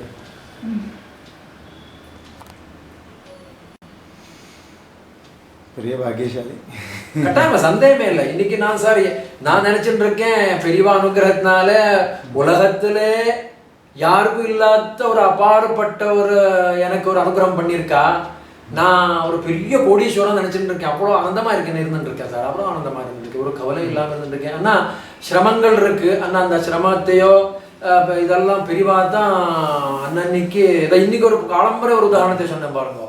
உண்மையா சொல்றேன், அவளால நிற்க முடியல, குனிய முடியல, என்னடா பண்றது அப்படின்னு இங்கே உட்காந்து சஞ்சானம் பண்ணிட்டு இருக்கேன். இவன் இங்கே உட்காந்து காலம்பரை திடீர்னு ஒரு நிமிஷம் இது மாதிரி சோதனை பண்றியே, பெரியவாளோட பக்தா வராள என்ன பண்றது அப்படின்னு பாருங்க. எவ்வளோ ஒரு கருணாமூர்த்திங்கிற இதுல எல்லாம் இமேஜே பண்ண முடியாது சார் பெரியவாளை. நிறைய இன்னொன்று ஒரு நடுவில் கும்பாபிஷேக நேரத்தில் ஒரு பெரிய காட்சி சார். அது பெரிய எனக்கு வந்து ஜென்மாலே அது மாதிரி பெரியவாளை பார்க்கலண்ணா. இது வந்து 2002 திடீர்னு இதெல்லாம் நம்ம கமிட்டியிலலாம் பேசிட்டு பண்ணோம். கும்பாபிஷேகம் பண்ணுறது முடிவு பண்ணோடனே திருப்பி பெரியவா அப்போ சங்கல்பம் பண்ண 2 கோவில் பெண்டிங் இருந்தது. வந்து ஹனுமாரும் ராதாகிருஷ்ணரும். ஏன்னா கும்பாபிஷேகத்துக்கு அப்போ பண்ண முடியல. திடீர்னு சொல்லிவிட்டு நாளைக்கு இப்போ கும்பாபிஷேகம் நெருங்கிட்ட டேட்டு சாதாரண டென்டேட்டிவாக ஒரு இது வச்சுருந்தோம். முத்தையாஸ்தபதி வரையும் சொல்லி வரவே இல்லை. திடீர்னு ஒரு 2 நாள் முதல்ல இது ஃபோன் பண்ணார். பாம்பே ஏதோ காரியமாக வந்தார் சங்கர்கிட்ட. நான் வந்து சத்தாரா வந்துட்டு போகிறேங்க அப்படின்னு சொன்னேன். டக்குன்னு நினச்சிருந்தா சரி இந்த நேரத்தில் இதை அடித்தா தான் சரி வரும், கும்பாபிஷேகத்துக்கு ஒரு 8 மாதத்துக்குள்ளே முடியணுமே வேலை அப்படின்னு. டக்குன்னு முதல் நாளைக்கு சாயந்தரம் வந்தார். என்னங்க எல்லாம் பார்த்தார், தரிசனம் பண்ண எல்லாம் பண்ணார். இந்த இடத்துல இது மாதிரி சமாச்சாரம், இது வந்து கோவிந்தராஜா எந்த பிளேஸில் இருக்காரோ அந்த இடத்துல கோவில் கட்டுறதுங்கிறத முடிவு பண்ணியிருக்கோம் அப்போவே. அப்புறம் ஹனுமார் ஒன்று பாக்கி இருந்தது. அது பெரியவா அந்த ஹனுமாரோட டிராயிங் கூட இது பண்ணி தான் அது பெண்டிங் ஆகிடுது. ஃபைனான்ஷியலி கிரைசஸ் அப்போ இருந்ததை ஒன்றும் பண்ண முடியல. சரி சொல்லிட்டு இதெல்லாம் ஆகிடுத்து. சாயந்தரம் வந்து தரிசனம்லாம் ஆகிடுத்து. நான் உட்கார வச்சு காஃபி எல்லாம் கொடுத்துட்டு ஆஃபீஸில் உட்கார வச்சுட்டு முத்தியாஸ்தபதியை அதுக்குள்ளே எல்லாம் பேசினேன். சபதியாரா என்ன சமாச்சாரம், எப்படி வேலை முடிக்கிறது, வேலை நெருங்கிட்டே இருக்கு நாள், நீங்கள் எப்போ வேலை முடிக்க போகிறீங்க, நீங்கள் வரேன்னு சொல்லிட்டு இது மாதிரி பண்ணிட்டீங்களே, இவ்வளோ 2 கோவில் கட்டியானோ விக்கிரம் அடித்தானோ என்ன பண்ணுறது, இல்லைங்க ஐயா நீங்கள் ஒன்றும் கவலைப்படாதீங்க, பெரியவங்க நடத்திடுவாங்க அப்படின்னு. சரி, வாஸ்தவம் தான், மேற்படி நடக்கணுமே அப்படின்னு நான் கேட்டேன். உங்களுக்கு உனக்கு தூது பண்ணி கொடுக்கணும், பணம் காசு எப்படி பண்ணுறது, அது ஒன்றும் இல்லைங்க, நீங்கள் ஒன்றும் பண்ணுங்கள், நான் தீபாவளி முடிஞ்சோடனே, தீபாவளி முதல்ல வந்தார் ஒரு மாதமாயிடும், தீபாவளி முடிஞ்சோடனே நான் ஆளை அனுப்பிச்சி வச்சுட்றேன், நீங்கள் சாதாரணமாக போக்குவரத்துக்கு ஏதாவது கொஞ்சம் பணம் கூட 10-25,000 ரூபா அட்வான்ஸ் கொடுத்துருங்க, நான் டிக்கெட் பண்ணிவிட்டு உடனே தீபாவளி முடிஞ்சோடனே ஒரு வாரத்துக்குள்ள அனுப்பிச்சுட்றேன், வேலை முடிச்சிருவாங்க, ஒன்றும் பெரிய விஷயம் இல்லை அப்படின்னு சொல்லிவிட்டார். ஒரு பாட்டு சொல்லிவிட்டார், 25,000 ரூபா கொடுத்துருங்க அப்படின்னு சொல்லிவிட்டார். இங்கே அன்னைக்கு ஒரு 100 ரூபா இது பட்டணும்னா அவ்வளோ இதாக இருந்தது. என்ன பண்ணுறதுன்னு நினச்சிட்டேன். இவரை பாட்டு 25,000 ரூபா சொல்லிவிட்டார், வாஸ்தவம் தான், என்ன பண்ணுறதுன்னு நினச்சிட்டே இருந்தேன். சரி பார்ப்போன்னு பேசாமல் இவரை ரஜதாத்திரிக லாட்ஜுக்கு அனுப்பிச்சுட்டேன். சரி பார்ப்போம், நாளைக்கு கிளம்புறேன். இல்லைங்க, நான் நாளைக்கு கிளம்புறேன், வெயிலுக்கு முதல்ல காலம்பரை 5-5:30 மணிக்கு வந்துடுறேன், 2 ஆளை சொல்லிடுங்க மார்க் பண்ணுறதுக்கு, யாரை கொத்தனார் இருந்தாலும் பரவாயில்ல, நான் எழுதி கொடுத்துட்டு ஒரு இன்ஜினியர், சிவில் இன்ஜினியர் யாராக இருந்தால் கூப்பிட்ருங்க, ஆர்கிடெக்டாக இருந்தாலும் பரவாயில்லை, இல்லை சொல்லி கொடுத்துட்றேன், அது பிரகாரம் நீங்கள் இது பண்ணிவிடலாம் அப்படின்ட்டேன். காலம்பரை ஆச்சு, ராத்திரி எனக்கு திருப்பி இது சுற்றிண்டே இருக்கு தலையில். நான் இவரை பாட்டி சொல்லிட்டு போயிட்டார். இல்லை ஒன்று, எனக்கு முத்தியாசபதி நல்லா தெரியும், அவரை சில்லறை இல்லாமல் நகர மாட்டார், பணம் கொடுக்காம ஒன்றும் பண்ணவே முடியாது, அப்படி நான் எனக்கு தெரிஞ்ச விஷயம். வாஸ்தவம் தான், அவா கமர்ஷியல் அது விஷயம் இருக்கட்டும். சரி சொல்லிவிட்டு டக்குன்னு ராத்திரி ஆகிடுத்து, சாப்பிட்டேன். அப்போ வீடு அங்கே தான் இருந்தது. சாப்பிட்டுட்டு சரி என்னடா பண்ணுறது, இப்போ நாளைக்கு பணம் கொடுத்தானுமேன்னு அதே ஒரே சிந்தனை. ராத்திரி ஃபோன் பண்ணேன் பூனாக்கு, நட்ராஜ் சாஸ்திரி என் ஃப்ரெண்ட், அவர் அண்ணா இது மாதிரி நாள் நெருங்கிட்டே இருக்கேன், என்ன பண்ணுறது தெரியல, கோவிலுக்கு சபதி வந்திருக்கார், அதனால் அவருக்கு இது மாதிரி பணம் கொடுக்கணும், பணம் கொடுக்குறதா இருந்த வாசம் தான், திருப்பி வேலை முடியணும், இது மாதிரிலாம் என்ன பண்ணுறது ஒன்றும் புரியல, எப்படி தான் நடக்க போகிறதோ, நாளைக்கு 25,000 ரூபா கொடுத்தாகணும் அப்படின்னு சொன்னோடனே அவருக்கு பிபி ஏறின மாதிரி தலைக்கு ஒரு இது.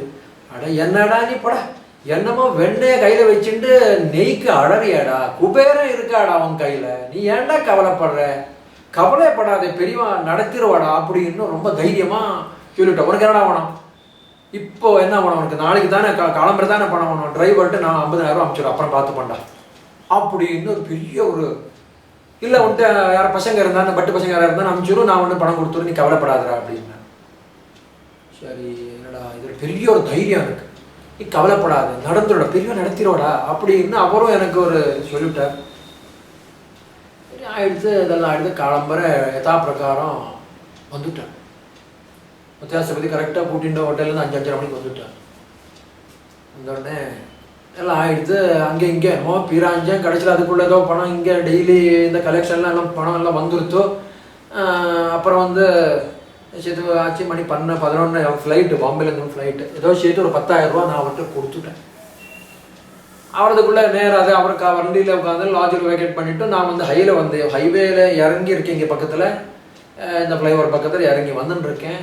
குரியருக்காரன் கேட்குறான், ஜெகதீஷ் பட்டுன்னு யார், அப்போ குரியர் அந்த ஜஸ்ட் ஆரம்பிச்சிருக்கு போஸ்ட் இதெல்லாம்.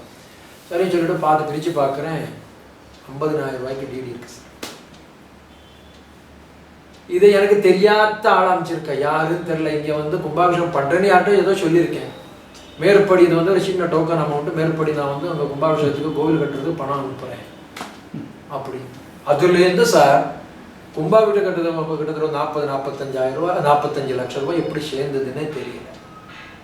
கும்பாபிஷேகம் முடிஞ்ச மறுநாளைக்கு பார்த்தான்னா எல்லாம் செட்டில் ஆனப்புறம் ஒன்றும் பணமே இல்லை, எல்லாம் அப்படியே எல்லாம் இதாகிடுது. நல்ல பிரிவாக நிறையா. அதுக்கப்புறம் ஒரு திடீர்னு ஒரு 2-2.5 வருஷத்துக்கு முதல்ல ரொம்ப சிரமம். ஒருத்தர் ஏதோ தீட்டுன்னு ஊருக்கு போயிட்டான், ஒருத்தன் வேலை விட்டுட்டு போயிட்டான், ஒரே ஒரு பையன் தான் கோவிலில் இருக்கான். இந்த 10 சாமிக்கு என்ன பண்ணுறதுன்னு புரியல. சரி திடீர்னு ஏதோ நடந்துகிட்டே இருக்கு. ஒரு நாளைக்கு ஏதோ ஒரு ஹனுமத் ஜெயந்தி, ஏதோ 2-3 மாற்றி சேர்ந்த ஒரே நாளைக்கு வந்தது. அது என்னடா பண்ணுறது. அப்புறம் எனக்கும் உடம்பு முடியல, எனக்கு இந்த ஸ்பைனல் கார்டு கொஞ்சம் ப்ராப்ளம் இருக்குது, என்னடா பண்ண ஒன்றும் புரியல. நேமா இங்கே நான் குடி வந்த நேரம் அதே பீரியடில் தான் இங்கே வந்திருக்கேன்.